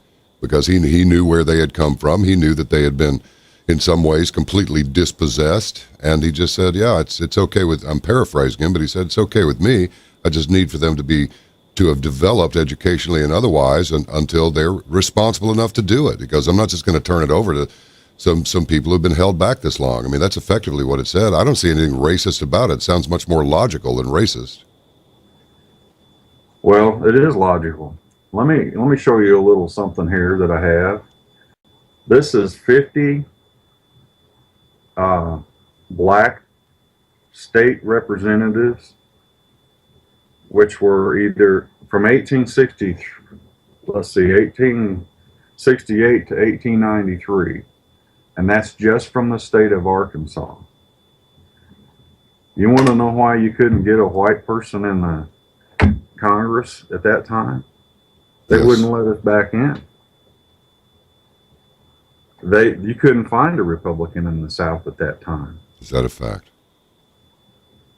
They couldn't reseat the seats.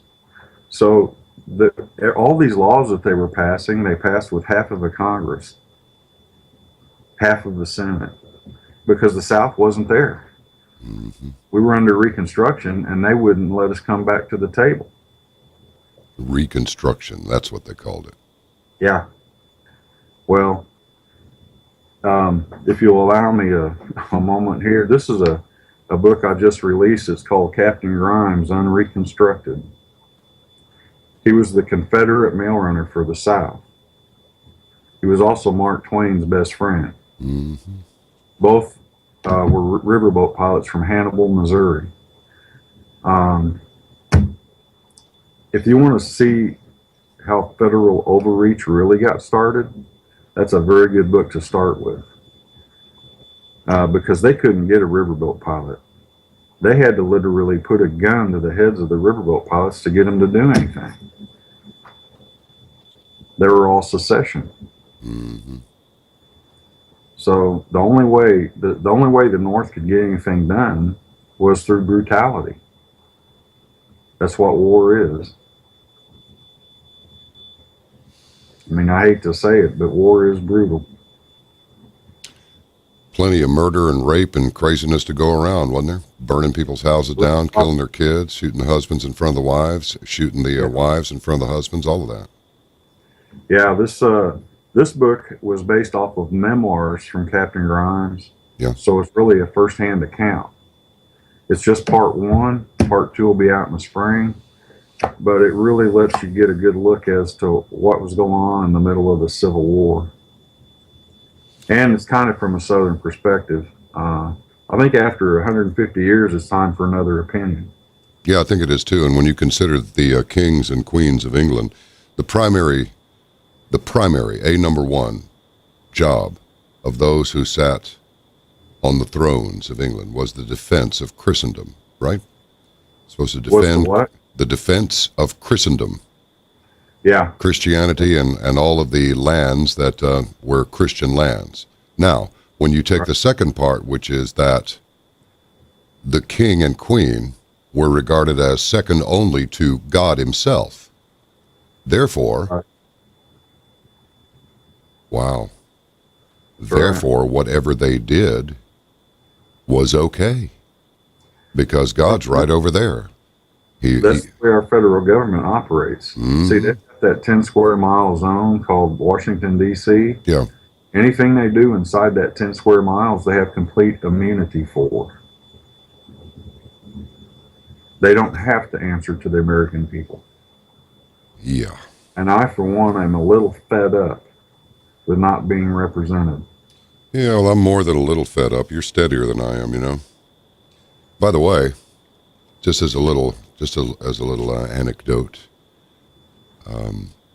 I identify myself as a Missouri-born Texan, although I have not released the city where I was born. Most people think I was born in Fort Worth. I wasn't. But I will also tell you that some of the Wells girls married in to the Earp family. Oh, really? Yeah. And as I am considered to be an outlaw myself in the communications business, I guess it just it's not necessarily in the blood. I think it comes from the land, you know. Arthur in the land, John B in the land, John Wayne in the land, Earp in the land. I've got quite a story there myself. I married a girl from Texas, and it turns out she's the great great granddaughter of Wild Bill Doolin, and that's an outlaw that rode with Jesse James. Mm-hmm. But I guess the short of it is he was brought in draped over a saddle by Marshall Heck Thomas, and Marshall Heck Thomas was who they molded the character Rooster Cogburn after Is that right? in the movie True Grit. Mm-hmm. Actually, the book. They made the movie based off of the book written by Charles Portis. Well, that's pretty cool. So it all comes around in a big circle. Yeah, you know, it's that, I'm not sure it's even 6 degrees of separation. I think it's more like 2, maybe 4. Yeah. Yeah. Well, so John Wayne, I take it outside of some sort of a French-style revolution, there's not much going to change. I take it that's why Donald Trump is being vilified as he is, because he's not part of the club. You know, when you hear all this stuff about George Bush and Al Gore are related and Tony Blair is related and all these guys are related, they're all cousins, they are. It's not made up.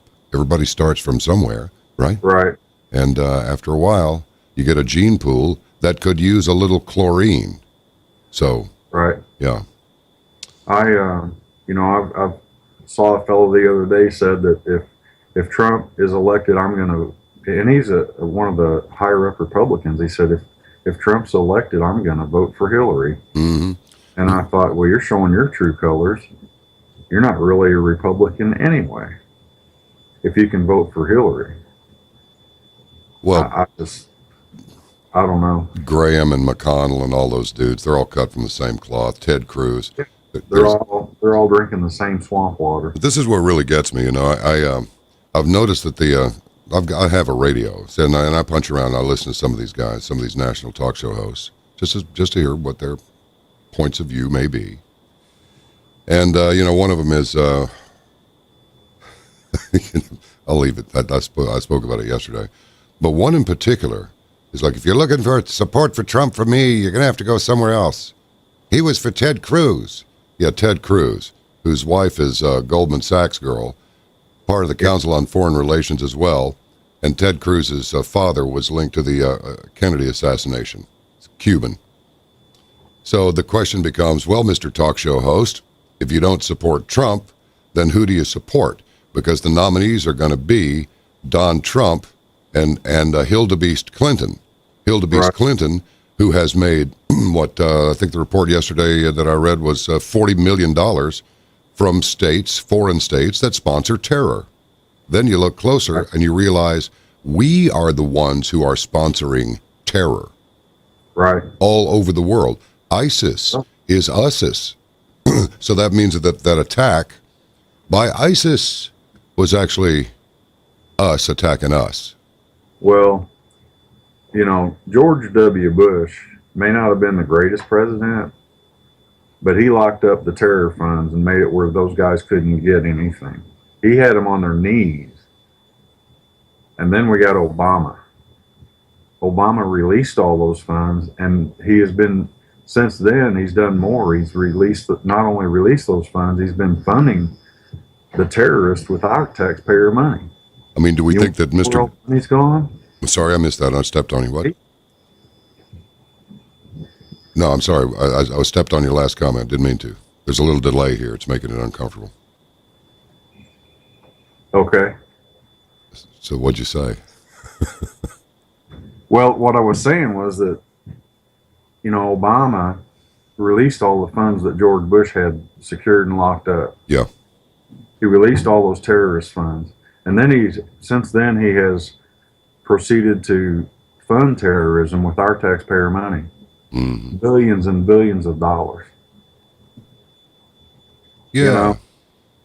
And he bows to the king of Saudi Arabia, and he bows to this one, he bows to that one. It's just the most ridiculous display that I've ever seen a president put on. Well, the amazing thing to me is that he can do this in our face and not be impeached or hung from the yardarm somewhere. Mm-hmm. Okay? The man's an absolute traitor. I'll call him a traitor to his face. If I ever meet him, I'm going to hit him right in the mouth. But I doubt I'll ever get that chance. I'll hold him. Just don't miss. Because you're a big he's guy. the biggest traitor we've ever had in this country. You know, when I joined the Marine Corps at the age of 17, I took an oath to defend the Constitution of the United States against all enemies, both foreign and domestic. We never thought about domestic enemies back then. I didn't realize we had domestic enemies, but we've had them for a long, long time. And they're entrenched in our government. When the American people can elect a traitor and a domestic enemy to the office of the highest office in the land, the office of the presidency, we got a big problem. And they're fixing to do it again, I'm afraid. Do you think that Clinton will actually get in there? Yeah, I don't see any hope for Donald Trump. I mean, I'll vote for him because I can't stand the idea of having Clinton for a president. She's going to give the country away. Mm-hmm. You know, Obama has tried to spend us into bankruptcy, but he didn't realize how deep the American people's pockets really were. We're not going to get a third chance. Hillary's going to finish us off. Once that's done, we won't have any choice but to accept whatever they tell us as far as world currency, how we have to live, you name it. Because we're going to all be standing in lines like the people down in Venezuela waiting for food. Well, the words of Howard Hughes come to my mind right now, but I won't use them at this moment. It's what do you do when you live in a country like this and it's fallen apart? There's no rule of law. There's no constitution. It's obvious to everybody they don't. They trample all over the Constitution every day. And in fact, if you're pulled over and they see a pocket Constitution in your car, they'll start asking you dumbass questions like, "Are you a sovereign citizen?" You know, to which my response would be, "Are you a sovereign idiot?" Which is probably not the best thing to say to somebody who's wearing a badge. But, I mean, when did it become, when did loving your country and believing that the Constitution was the law of the land, when did that make you an enemy of the state, John? Well, it happened under Obama. Yeah. Who has, by the way, folks, imported 1 million Muslims during his presidency. Muslims and Islam, completely incompatible with Western civilization, in my opinion, and in the opinions of many, many others. But Obama just keeps doing it. He talks about gun control, but he leaves the borders open. He talks about gun control, but he admits a million unvetted, undocumented, in most cases, Muslims. And I repeat, leaves the border open. And by the way, give up your guns so that this incompetent excuse of a president can make you safe. Well, I got some news for you. You're not safe. In fact, you are less safe now than at any other time in the history of this country, including the Civil War. I'll stop. Go ahead. You know, but you're right. You're absolutely right. We're the most unsafe we've ever been, and it's not going to get better. It's going to get a whole lot worse before it gets better. You know, when you talk about gun control, the amazing thing to me is it was an armed officer that stopped that man in Orlando from killing any more people. He killed 49 and wounded 53 or something like that. It's a hell of a shot for one guy. But it was one guy with a gun that stopped him. They don't talk about that. No, of course not. But I think there's more to that than we think. I was very suspicious of I found that the neatly lined up emergency vehicles with their lights running, lined up so neatly. I'm suspicious of that. Very, very much so. I don't buy it. You go into a place like that and 10, 15, 20 people can't just rush this guy and smack his head on the concrete. Just can't do it while he's changing magazines because everybody's so scared. John, I just don't buy it. I think it's another Sandy Hook. Yeah, it's just there's so much that we're lied to in the media about nowadays. It's hard to decipher the truth. It's very hard to decipher the truth. You've got to look twice and double check yourself. There's so much misinformation out there. And there are actually people out there, my friend Gene Hurtler calls them Obama bots, that put out misinformation. They're out there just assimilating misinformation all over the internet for people. And it's just a pack of lies. There's no truth in it. But there's a whole lot of people being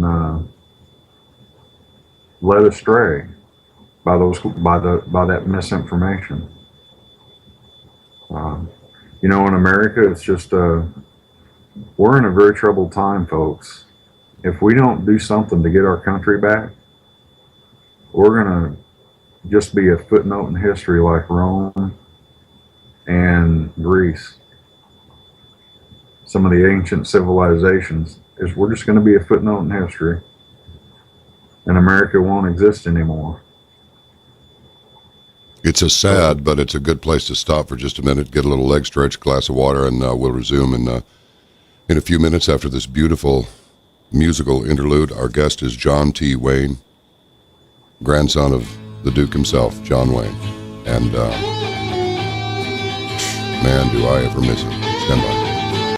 I got to tell you, John, what you've been saying today, you're saying in a way two things. A lot of people have not heard this information. They've heard from a lot of authorities, a lot of intrepid researchers, a lot of people who are interested in constitutional freedoms and the preservation of the republic. And some of these points, here and there, you've also brought up, but you put them in a way. I mean, the way you state them is so easily understood. I have a feeling that it's going to resonate. Your words are going to resonate with a lot of people. I mean, I remember all the way back to the early 70s when, the flippancy began to really rear its head in these various magazine articles and so forth. And I remember seeing a picture of your grandfather with, some looked like Colt revolvers. And there was some caption there like, I doubt if I could drop a commie at 10 yards with one of these old things. And by the way, everybody, John Wayne never carried a .45. He carried a .38-40, which was the .357 mag of the day, just so you know. Is that correct or not? I believe you're right. I have some knowledge of John Wayne lore. But look, all right, let's talk about something else here. Okay. The Depression and the 1933 United States of America bankruptcy. Does anybody even know about this? Is this taught under Common Core? I doubt it. Yeah, it's not. It is not taught to us. Most of the information I've discussed today was never taught in the public schools. It was not taught to me when I was growing up. It's things that I learned in my research. I was blessed in the fact that we lived in Florida for about 10 years. And while I was there, I befriended an elderly lady that had a sale barn, and she had a lot of old books. And I told her I'd work for her on a Saturday if she would just let me pick out a few of those old books. Because what I found was that most of them were from the 1800s. I didn't have anything like that in my library. I wanted to know what the old book said. And I wanted to be able to write like the old writers, because that was prior to radio and television. Back then, books was the only media we had other than a newspaper, just the written word. And back then, if you wrote something, it had to be true, because if it wasn't, they took you out and hung you. Okay? They didn't put up with a bunch of false lies. Today, we don't know the lies from the truth. They'll print anything if they think it'll make money. They don't care if it's true or not. So the standards of journalism have changed, and the printing standard has changed, all because of television and radio. And so I was blessed to meet this lady, and her name was Eunice, and she had this sale barn, and I worked for her for a couple of years, just getting a book here and a book there, or a couple of books, here and there. And I was amazed at the things I was finding in these books. And she passed away, I think it was in 2007. Her son called me and said, listen, if you don't want these books, we're going to throw them out. And I said, well, I'll be right there. She had a house full of books. The books that she had that they were going to throw out were first edition Charles Dickens. Oh, is that all? Winston Churchill, Uncle Tom's Cabin from 1850. Oh my gosh. I mean, they were just going to throw all this stuff out. They're all part of my library now. And I'm thankful that they gave them to me.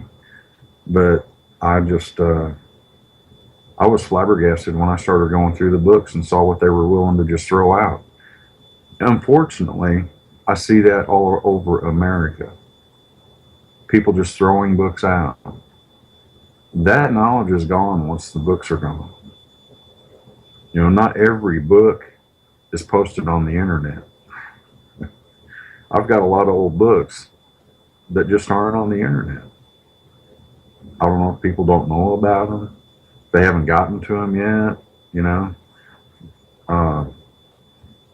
that not everything is available on the internet. Not yet. And I'm afraid if it is, people are just going to throw the books out. Well, I've got a library with several thousand books, and I'm going to keep it. But but I have Eunice to thank for that library. And reading those old books is what taught me that prior to the Civil War, we didn't use the term cowboy. There's nothing prior to the Civil War about a cowboy. It all came about during the Civil War. And until I recognized that fact, I never got it. I didn't understand. And I know a lot of people today that write Westerns that don't know that cowboys came from the Civil War. So we've got a lot to learn as a nation. We haven't been taught properly, and we're being taught less and less all the time. You know, going back to that old movie Tombstone, Robert Mitchum did the introduction, and he said that it was a group of bandits actually that called themselves the Cowboys. Was that accurate? Yeah, unfortunately, there's been a lot of different groups. But a true cowboy. Most of them weren't criminals. Most of them were just hardworking men wrestling cattle. And that's the long and the short of it. Okay. All right. Now, I'd like to hear your thoughts. I'm sure everybody else would too on the Federal Reserve. We've spoken with G. Edward Griffin many times about his book, The Creature from Jekyll Island and so forth, and how it was a secret meeting and so forth. Everybody took great pains to make sure nobody knew where they were going or what they were doing. They Right. met in this rather creepy little resort-looking building. Everybody sworn to secrecy. You know, one of those strange rail cars that appear every once in a while in a well-done film, because that's all we have now. We have, I'm unfortunately with filmmaking, I wish when it touches on anything historical that people would not take so-called creative license, because if they'll just stick to the actual facts, it'll wind up being a lot creepier story than if they try to infuse it with creativity, which is actually, you know, I guess they think that they should do it. Maybe they think they do it because they can do it, but I wish they wouldn't. But I digress slightly. How about this Federal Reserve? How did they manage to pull that off and then wind up subjugating the entire population to it? Well, it was a secret meeting with a senator and banking interests from Great Britain and around the world. And what they did,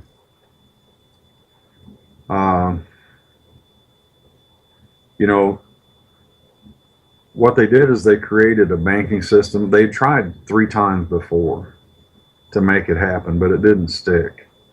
For one reason or another, the person they put in charge was too powerful. One of the fellows flat, just shut off all the lending for Americans and told them, I'm in charge. And unfortunately, it collapsed once again because of that. It took them several attempts to get it going. But what they did is they redefined the American citizen and made us into debt slaves. In other words, the higher the debt, the bigger the slave we are. Now, the federal government knows that. The people that are running the federal government know that. You would think they would like to pay the debt off, but they don't, because the more in debt we are, the more control they have over us. You know, if that makes any sense. It does. And that's really the long and the short of it. And it's obvious that this is a mechanism that produces an artificial economy, because they can just print whatever they want. They can do this quantitative easing whenever they want. And when they create the dollar bills or the digital money, meaning by a stroke of a pen, then it goes to the big central banks here. That would be Chase, Citigroup, Bank of America primarily. And I understand Wells Fargo is the, thank goodness, Henry Wells would be happy to hear this, that they're the least of the offenders. They're still in that group, but they're not Chase. They're not J.P. Morgan Chase. So that's kind of good. It's there's a lot of money trying to come into the United States right now, and we have a federal government that has a freeze on it that won't allow the money in. because, Well, because it's going to create commerce. oh, gotcha. And, Yeah. and commerce is not wanted.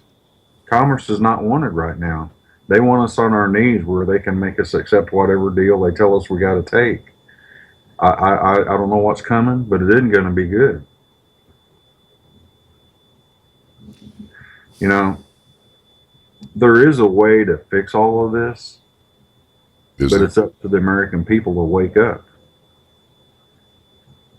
I myself am part of the original republic, the original de jure republic. Since 2010, we have been working to restore that republic. It's been slow going. We need, you got to get people that understand what's going on. You got to get people that want to save their country. You got to get people that understand, and getting all three of them in the same vessel is kind of hard. But we're working to save our country. We just need more bodies. We need more volunteers from all 50 states. It's republicoftheunitedstates.org. And then there's also a website called republicfortheunitedstates.org. One or the other will get you to the website, but we're re-inhabiting all the seats that were vacated during the Civil War, when Lincoln took us to war and left the House empty, left the Senate empty. Because what we have running the country right now is a foreign institution with a huge board of directors, and every time we have an election to elect a senator or a representative, all we're doing is installing a new board of directors for that corporation, which has no interest in the American people except to manage us from cradle to grave. I'm a little sick of it. I'm a lot sick of it. We need our country back, and we need to end this foolishness, this martial law that we've been under for 150 years. With the new republic, we can do that, but it's the old republic. It's going back to the Constitution and reinstalling the Constitution, because the Constitution was vacated. And in order to do that, we've got to go back prior to 1861, and we've done that. We're using something called the Northwest Ordinance right now to reconstruct the House and the Senate, and it's not an easy job, but we've got to get it done, and we've really got a limited amount of time to do it, because these idiots running Washington, they're going to run us right into a brick wall, and the wall's not going to move. We're just going to implode. I think it's worse than that, John. I think they're going to run us right into World War III. Now they Well, and the problem with it is that, they're going to bring the war to us this time. Yeah, that's what I'm thinking. Yeah, we'll be dealing with enemies, foreign and domestic. And look at this little puke, Paul Ryan, up there saying that, he's endorsed Trump, but if he tries to build a wall or ban Muslims from coming into the country, we would consider suing him. Any president who would exceed his authority. It's like, Paul Ryan, I think you're a liar. In fact, I'm sure of it, because you haven't stopped this president now that your face goes halfway up his backside every time he stops in the hall up there. You haven't done that, have you? So why don't you just get off the stage, pal? I mean, look, John, I've reached that age where I like to take it right up to the line without going over, but I've had it with these liars. I mean, how long does it take for people to figure out you need to adopt the Russian technique of interpreting the so-called news? Right. Just do the mirror image of what you're hearing, and you'll have an idea what's really going on. Do you agree with this? Because look, if you don't agree with something I say, I can take a trimming. If I got one coming, let me have it. Well, what amazes me is that the Democrats have a propensity for always being wrong. And they will accuse everybody else of doing something when they themselves are the ones doing it. Mm-hmm. Okay? They're the masters of it. If you hear them accuse anybody of doing something, you need to know that the person making the accusation is the one doing it. That's how they operate. I just can't believe the American people can't see that. I'm 50. I'll be 58 in a couple of months, and it just boggles my mind that so many people are blind to what is going on. Your Social Security card announces your birth in something called a trust or a transmitting utility, making you into a corporation. And that name represents you in all capital letters. And you, the living person, is the trustee, but the government itself is made the beneficiary. And this is something this is not just wild speculation on the part of John T. Wayne. You can prove this, can't you? Mm-hmm. I've got the documents laying in front of me. I'll be glad to send them to you if you want to read through them. I would very much like to have them. When we go offline, I'll give you my private email address that only I have access to. Because every one of us has been made into a seagoing vessel, declared dead or lost at sea, so that they can collect taxes from us. Oh, Lord. Well, I hope they made me into a submarine. I'd like to sneak up on them and give them a spread of 6. You know what? I think that's what I need to be, is a submarine. I'll be a little harder to find that way. Yeah. But the Internal Revenue Code, everything is based off of this deception that the federal government created. They cloned you, is what they did. They are the largest practicers of identity theft in the world. They've been practicing it for 100 years now. And we don't see it. We, the American people, can't see what they've done to us. The IRS works for the Commissioner of the Internal Revenue, who works for the Secretary of the Department of the Treasury of Puerto Rico. I'm still lost on that. Why Puerto Rico? Yeah, me too, particularly given the financial condition of Puerto Rico, which is in the toilet, and they're supposed to be, can't bail them out. Now, what kind of sense does this make? Have you been picking that up on the wires lately? Puerto Rico's broke. They're in destitution. It's bad. Yeah. Well, But Puerto Rico probably is broke, but the problem is they'll never be a state. They can never be a state for the United States because the corporation has to operate on foreign soil. Mm-hmm. In order for them to collect the taxes that they collect from us. The United States of America has 3 entities, okay? In other words, 3 different accounts to draw from. And you need to know which one the president's talking about when he's giving a speech that day, because you never know which United States of America he's referring to. There are 3 different United States of Americas. Washington, D.C., Guam, and Puerto Rico. Guam. And they all have their purpose. Mm-hmm. But they're all on foreign soil. And none of them can actually be part of the United States. Washington, D.C. is nothing but a huge storefront. A big fancy looking building for the American people to look at and go, oh, that's our government. When in truth, it isn't our government and hadn't been for 150 years. Well, then who's running us? Well, like I mentioned early on in this interview, the British Crown and the Jesuits. Mm-hmm. Just wanted to come back around full circle to that. it all comes back full circle to that. Well, let me ask you this now. I don't want to muddy the water here, but maybe I have to a little bit. See if we can stir up some fish. The Jesuits attached to the Roman Catholic Church, Right. but the Roman Catholic Church was pretty much kicked out of England, at least on its face, by Right. Henry, and replaced with the old C of E. Now, but the Church of England. ... I turn it over to you. Well, the amazing thing is that neither one of them had the ability to do what had to be done at the time of the Civil War. But together, they did have the ability. You with me? I am. They had to create an unholy alliance. And that's exactly what they did.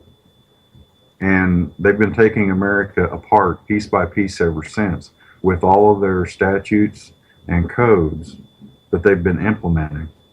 And they've been implementing them for the last 150 years. They're not going to quit. They're almost done. And I think it's time for the American people to wake up and realize that we haven't been free in my lifetime, or your lifetime, or anybody's lifetime. We haven't been free since 1861. You know, it takes a lot of money to be free. Yeah, If you're poor, you're nothing but a slave. right.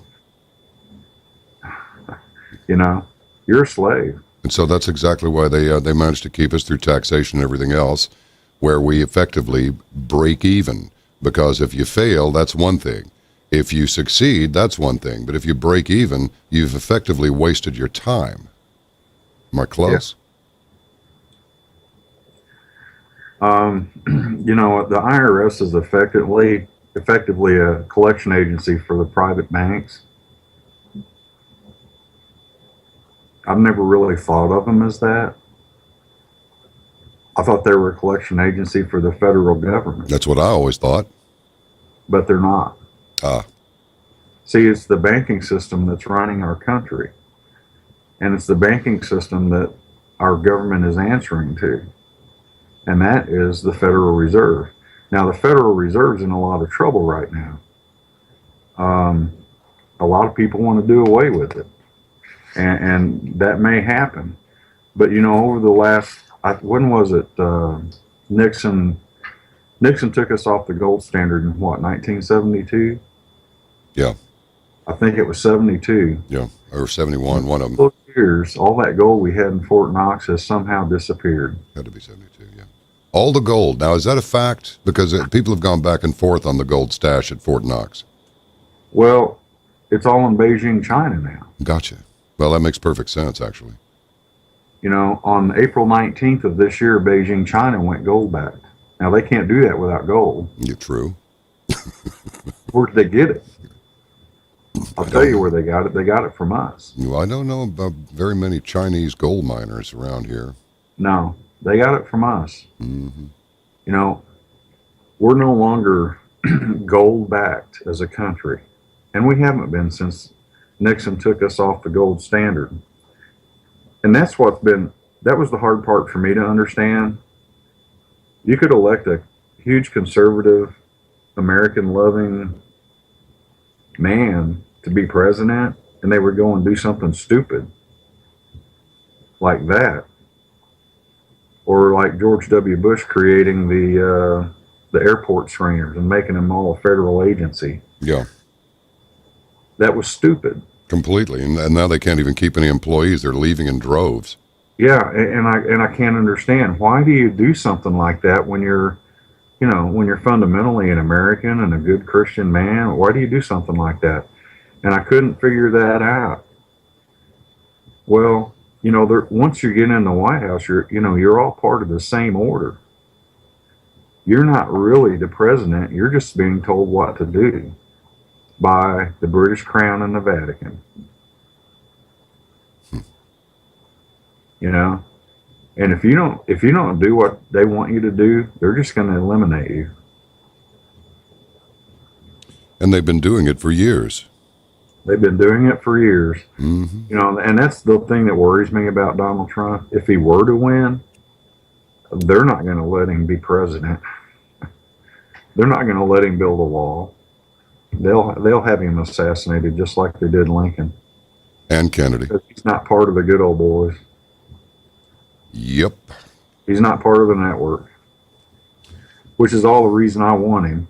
I mean, still, he's not part of the republic. It's still going to be just another head of the corporation. You know, countries are run by kings and queens. Yeah. Okay. Corporations are run by presidents. Interesting observation. I'll let that sink in for a minute. It's okay with me. Yeah. I believe you are entirely correct. That's why we have a president. It's being run by a corporation.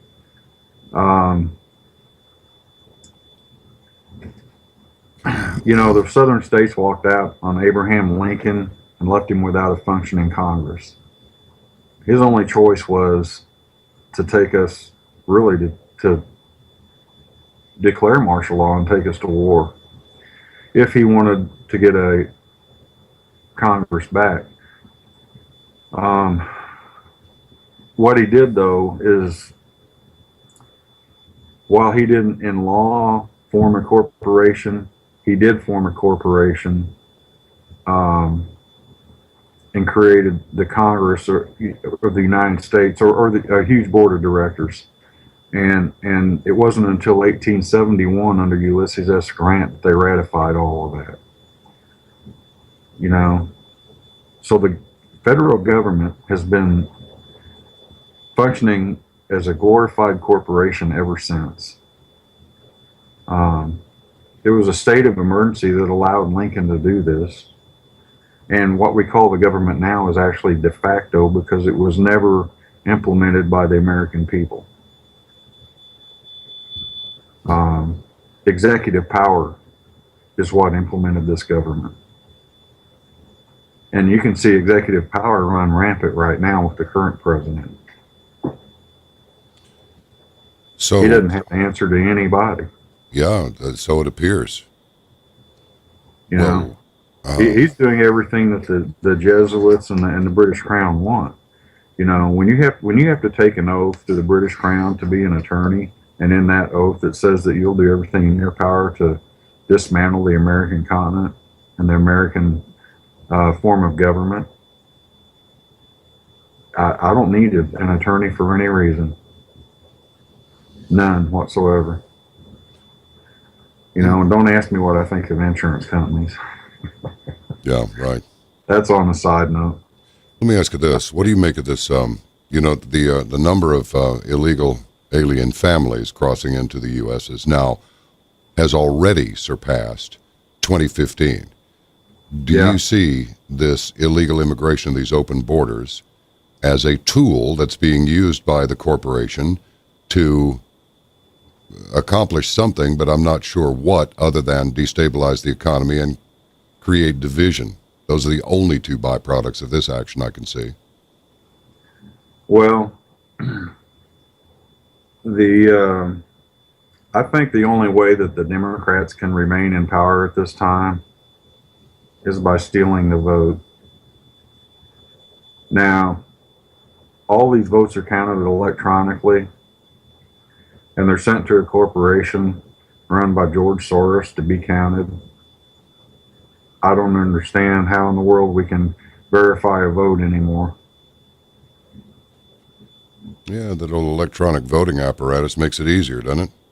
Makes it easy to steal any election you want. They're going to put in who they want.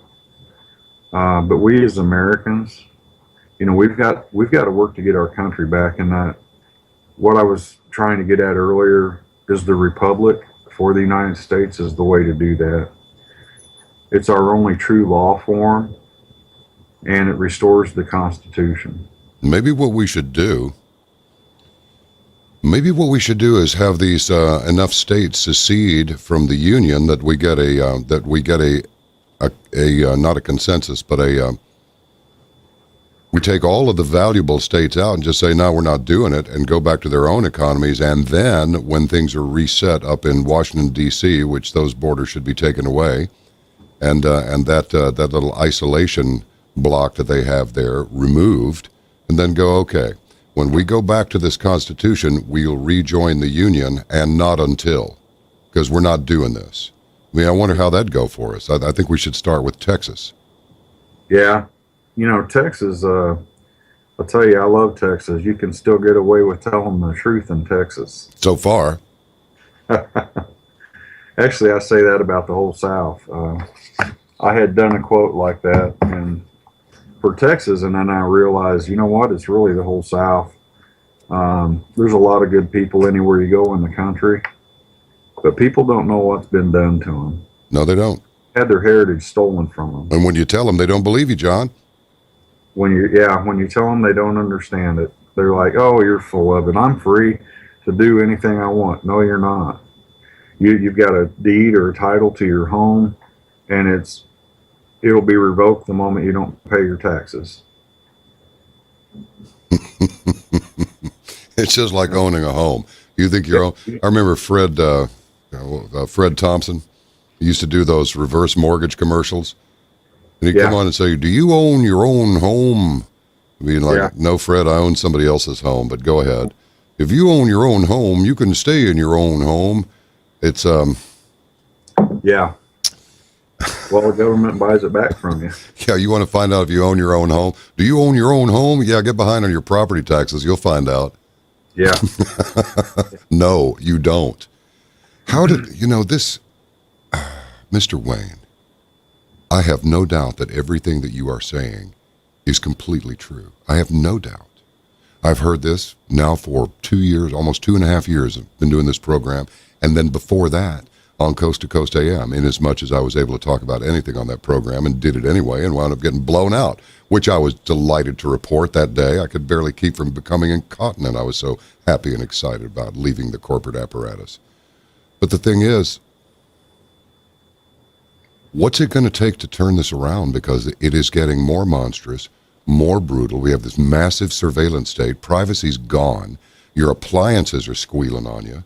We had Kitty Worthman on yesterday, a survivor of Nazi Germany. Bless her. She is 92. Yeah, she was 12 from 38 is in fact 26. So there you go. And she said, "You're marching towards socialism. You give it 4 more years and this country is gone because these people don't understand what socialism is." I've been yelling the C word out there, communism, for a long time. 4, 5, 6 years ago, I was going, "This looks like global communism to me." And, these sniveling little weenie liberals are going, "That's all you can say is, you want your gun and there's a communist behind every bush." It's like, yeah, and you're part of the problem because you are a dumbass on a spectacular level. You will only realize what's being done to you when your little pathetic throat is being sliced. And I just don't know what it's going to take to get this. I mean, privacy is gone, folks.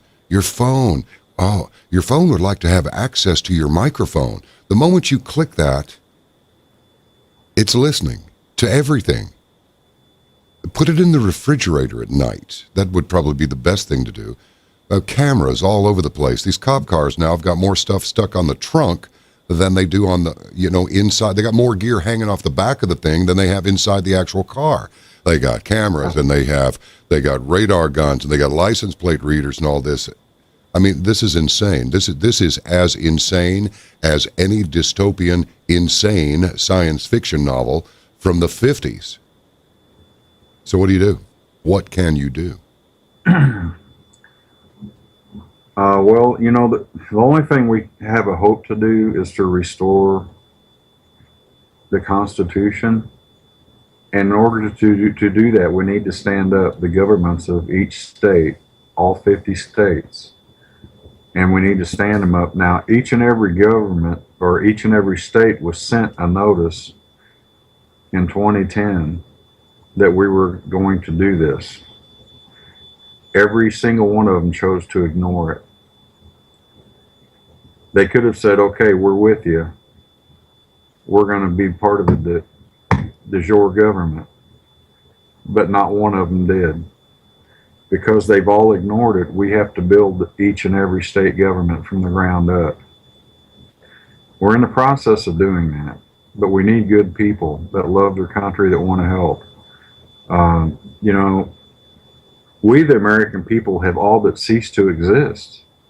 You know, they keep bringing in more and more immigrants from around the world, from Mexico, from Iran and Iraq and everywhere else. We're such a minority anymore. It's just crazy. We're not even going to have a say in anything if we don't fix this. You know, we need to assimilate these folks to what it is to be an American. Now, yeah, I don't care if you want to come to America and live, but you better be ready to be an American. I don't want to be under Sharia law. It has no form and no practice in the United States. You know, the federal government is really a corporate imposter that's been in place for 150 years. And that corporation has neither the rights nor the obligations to be our lawful government. So, likewise, all these entities that are our personal entities, like for me, John Wayne, that's not lawful either, the way that they've done it through the Social Security Department and with our birth certificates, because it was a contract that was given to us before we were even aware of who we were. That's not legal. But we take it upon ourselves and we just go with it. We're like, well, we're part of this system. Well, no, we're not. I think it's time for the American people to stand up. You know, we've got to put our country back together. I realize we have a limited amount of time to do it. It's going to take a lot of work, but we're taking any volunteers and help we can do to get it done. And we need all 50 states. I don't want 26 or 27 or 28 states to say, yeah, we got a majority.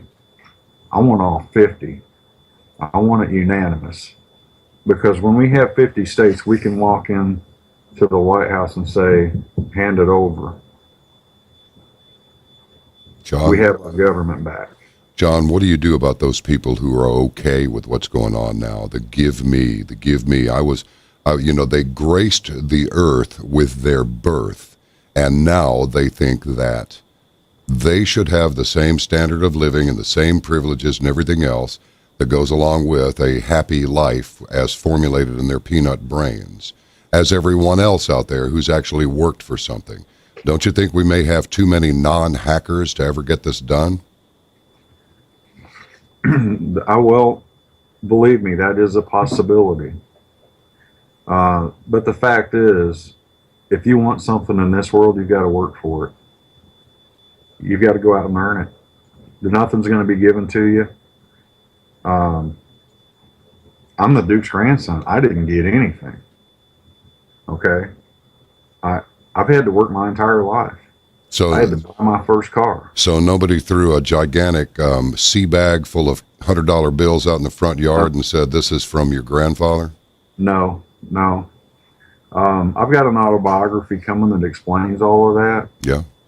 But for 52 years, I didn't know I was his grandson. Is that a fact? Wow, man, that is extraordinary. So it's called an American heritage. And the thing that's, to me, is very striking is the fact that the same thing has happened to the American people. They've had their heritage stolen from them. You know, they don't even know what it is to be an American anymore. You know, I grew up in a country where a kid could go outside and play and not worry about being kidnapped. Yeah, or the mother being arrested and the child taken away because she was neglecting the child by letting it play by itself out there. Right. Exactly. You know what? We took care of ourselves. Yeah, we There did. is something called individual responsibility. Mm-hmm. You know, it's just that, you know, we're not allowed to practice it anymore.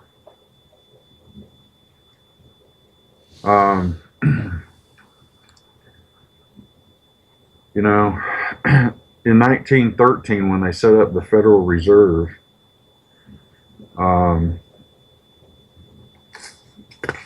they really, that was a knife in our back.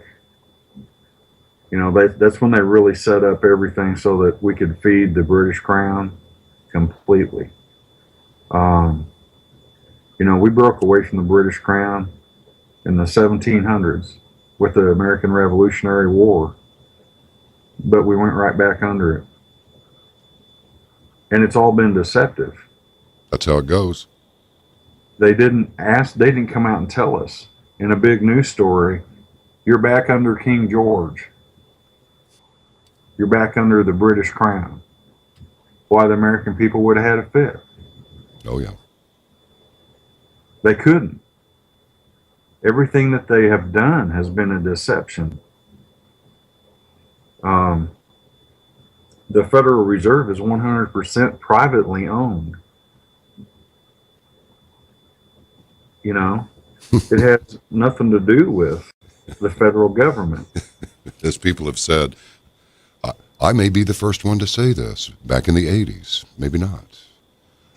Federal Reserve is as Federal Express. It ain't federal. It's crazy. They're playing with words. Oh, yeah. Just like family planning is really just an abortion clinic. Yeah, Planned Parenthood. Yeah, I'm planning not to be a parent. And Parenthood, all it is an abortion house. Mm-hmm. Okay. We'll eliminate the baby so you can go ahead and be yourself. Yes.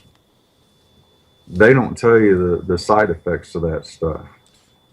Yeah. You know, one of our own sons went through a point in his life where he got his girlfriend pregnant. She was 15 and he was 16. You know, her family came over and said, "What do we do?" And I said, "Well, we don't get an abortion. We raise this kid, you know." But they thought the best thing to do was to get an abortion. And, you know, our son's no longer with us. He couldn't deal with it. If they don't place any value on life, what's life worth? What's, you know, there's nothing worth living for. And they showed him that life wasn't worth living. There's consequences to this stuff. You know, they don't tell you that side of it. And who was this young man to you? What's that? And who was this young man to you? Well, he was my stepson, but I consider him my son. I raised him. Of course. And you used the words, he's no longer with us. Right. He died about 8 years ago from suicide. Jesus, John, I'm sorry They to don't hear tell this. you that. See, they don't want you to know all the suicides that happen because of the abortion. They don't even want to make that connection. And it isn't just the girls that kill themselves. A lot of the young men do the same thing. It's kind of a hard subject for me to talk about. But, Yeah, it's I can imagine it's, but it's just not, you know, there's a lot of things that aren't right with America. I never voted to allow my tax dollars to pay for abortions. neither did I. I never saw an opportunity to vote on that. Did you? No, neither No. did I. It was just shoved down our throats in a secret, you know, by the secret society. They're putting everything in place to take this country apart, just like they've sworn to do. And I want to put my country back together. If you're with me and you want to put America back together, you know, get on the computer and sign up with the Republic for the United States, because I want to save my country and I'll lead us, but I'm going to need some help. I'm going to need some good people. And I don't care what they do to me. I've been through so much in my life, I could care less what they're going to do to me. I just want my country back. So those two sites are Republic for the United States and Republic of the United States? Yes, sir. And they're both .coms? They're .org. They're .orgs, okay. .org. All right, let me get rid of the com. I should have known it was an org, but I didn't. Yeah. All right, I got it now. .org. Oh, good Lord, man! I tell you, what a sobering conversation. But I think we need to have it. All these idiots running around celebrating Cinco de Mayo, and they don't even know what it's about. Morons out there, you know, thinking Martin Luther King was the first black man on the moon, and Planet X is named after Malcolm. Then you got Mark Dice running around out there. I like Dice because he puts people on, and yes, he doesn't show the smart ones, he shows the morons. And that's good because they have voter registration cards. And even if they don't have one in many cases, like most beautiful state, I think visually and environmentally, I think California is the most beautiful state in the union. No offense to anybody else, but I think it's beautiful out there. And you got Governor Jerry Brown out there. Right. He refuses to declare a state of emergency where the homeless people are. I think there's like 50,000 people on the street just in L.A. But, here we go. And you can't get rid of Frankenstein. And can't get rid of him. Just can't be shifted. And why is that, folks? Why is that? Why? Now you know why. When somebody like John T. Wayne comes on this program, now you know why. This program is regarded as dangerous. Wow, dangerous? Why? Is he fomenting unrest? No. Is he trying to start a revolution? Kind of. Is he talking about guns and knives? No. It's because people tell the truth on this program, and if we find out later on they didn't tell the truth, we rat them out for it. And the host doesn't sit here like the Oracle. If I make a mistake, I just tell you, hey, I screwed up. Sorry, this is the way it really was, and I said this, and it was wrong. That's what makes things dangerous. You know what makes you dangerous, Mr. and Mrs. America? If you make or Ms., whatever you prefer, maybe even Miss, is if you make a mistake, you just go to the person you made the mistake and affected them, and you say, I messed up. No, it wasn't them, it was me. What do I do about it? You want to see somebody get discombobulated, the one who was just about to tear you up, and you tell them, I made a mistake, and it's all on me. That will tear people up. It really will. And I think I think we're in short supply of that right now. Try it out. It really works well. John, thanks for sharing that with us about your stepson. I know it was rough for you to talk about. It was pretty rough to hear, but it's truth. And truth is hard to hear. So what? Take it. We can take it, can't we? Because if we decide we can't take the truth, we're gone. We're gone. You don't come back from that. Not ever. You live in a state of denial and delusion, self-delusion. And one day, you're going to have a meeting. You're going to go to your maker. I don't care what you think. Once you've lived it, then you will know. You will go before God Almighty and you will explain yourself. And it's my understanding from a lot of people who know a lot more than I do about the subject, you may in fact choose to go to hell. And it's not a nice place. Could we revisit something, just make sure that everybody knows about it? I think we touched on it a little bit, but if we have a few minutes here, Sure. would you just hit fifth gear here and talk about trusts and transmitting utilities, or transmitting utility? Yeah, I can do that. I wish you would. If you get out your checkbook, Yes. folks, and if you look at your checks, let's see if I can get a good look at it. Go to that line there where you sign your name. Yep. Take a magnifying glass out and look at that line, and you'll see it's not just a line. It says authorizing signature. Yes. Why in the world do you need to make something that small? Because you don't want people to see it. Because you don't want people to But see you want to it. be legally in the clear, so you put it on there, sort of like the disclaimers. Right. Yeah, right. I get it. It's an authorizing signature. See, you were made into a trust and transmitting utility by your Social Security card. Oh, no. Okay? The federal government allows you to keep your money in the bank and disperse it and pay your bills and pay the bills that are made and what have you. However, it is their money. It's all their money. I never understood that. I always thought the Republicans were right. That's my money. I earned it. And the Democrats always said, no, that's the government's money. And I never could reconcile that. The truth is, it is the government's money. We're all slaves to the federal government. And the trust and transmitting utility is just what you are. You're allowed to pay the bills for John Doe. You're allowed to represent John Doe. But really, he's been claimed as a lost at sea vessel. or missing at sea or whatever, and you're just representing them.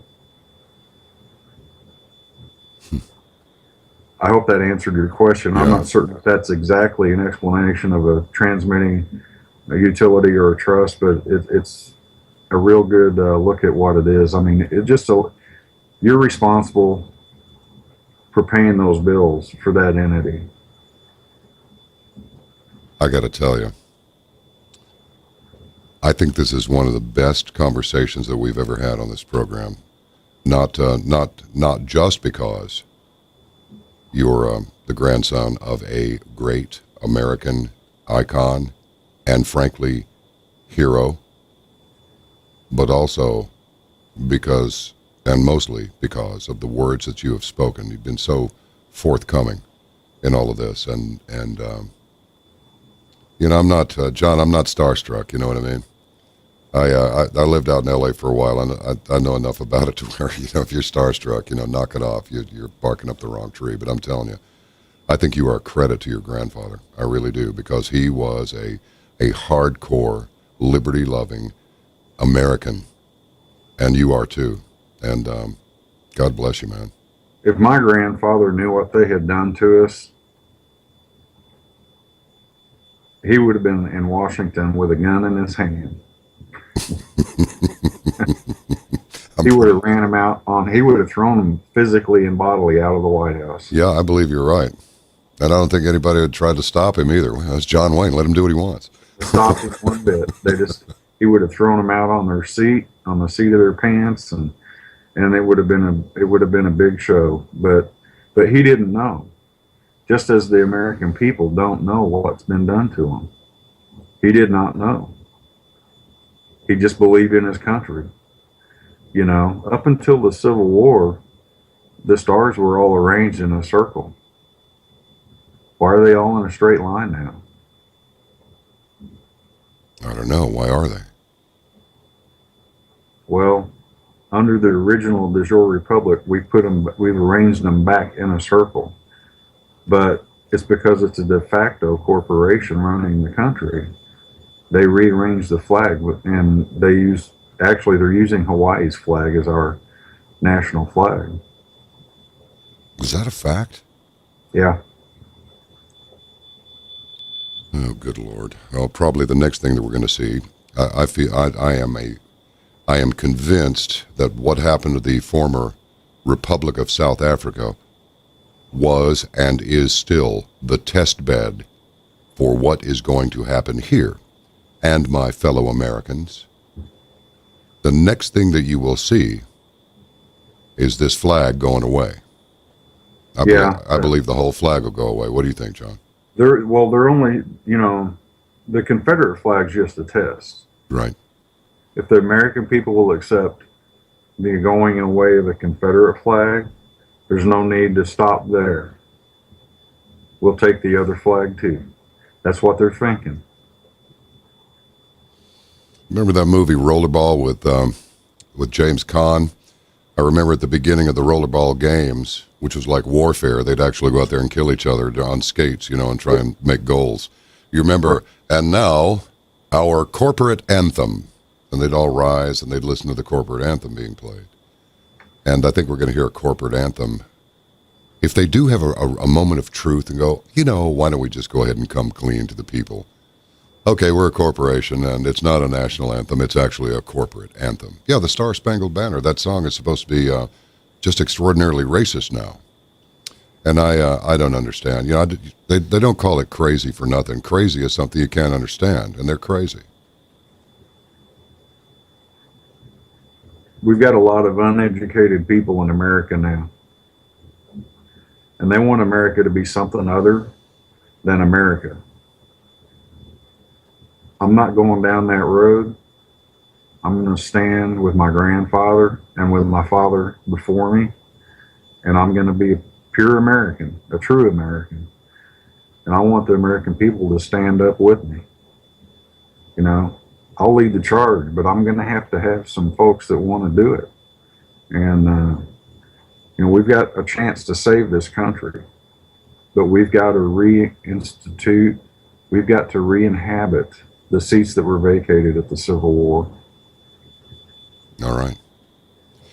Would you mind, your grandfather was called the Duke. Yeah, And I think because of the work that you're doing, I think you need a title too. And there's a little something that we do on this program, and I want to do it now. I don't know if you are aware of the late Patrick McGoohan, who authored a 16-part series in 1968 called The Prisoner. And it was all about surveillance. It was all about mind control. It was all about restriction. It was all about reprogramming. And it was wonderful. And it caused a huge furor everywhere. Well, Pat McGoohan's gone now. We were privileged to speak with his daughter, Catherine, last year. And his birthday fell on a Saturday this time, so we didn't observe it. I mean, what were we going to do? Bring her back on, talk about the same things? But I want to say this, that in the manner of the late Patrick McGoohan and in the tradition of your grandfather, you have gloriously illustrated and vindicated the right of the individual to be individual. And I hereby induct you into our Order of the Ark Knights, and this assembly rises to you, Sir John. And God bless you. well, thank you. Hang on the line for me, will you, when we wrap up here? And I just want to speak with you for just a moment. Okay. All right. Well, you heard what the man said. And it's like I always say, if you don't believe him or you don't believe me, look it up. I think you're going to find even more disturbing information as you carry on with your research, which you must do, because if you don't, you will remain, as many of us have remained, in darkness with the wool, the proverbial wool, pulled down over our eyes, along with some scales. It's time for the wool to be removed and the scales to fall from our eyes so that we know exactly what we are dealing with, and when we do, then we will know what to do, what action to take. Responsibility. The lost axiom of responsibility. Remember your Esther from the Holy Bible. Perhaps you were born for such a time as this. Be seeing you.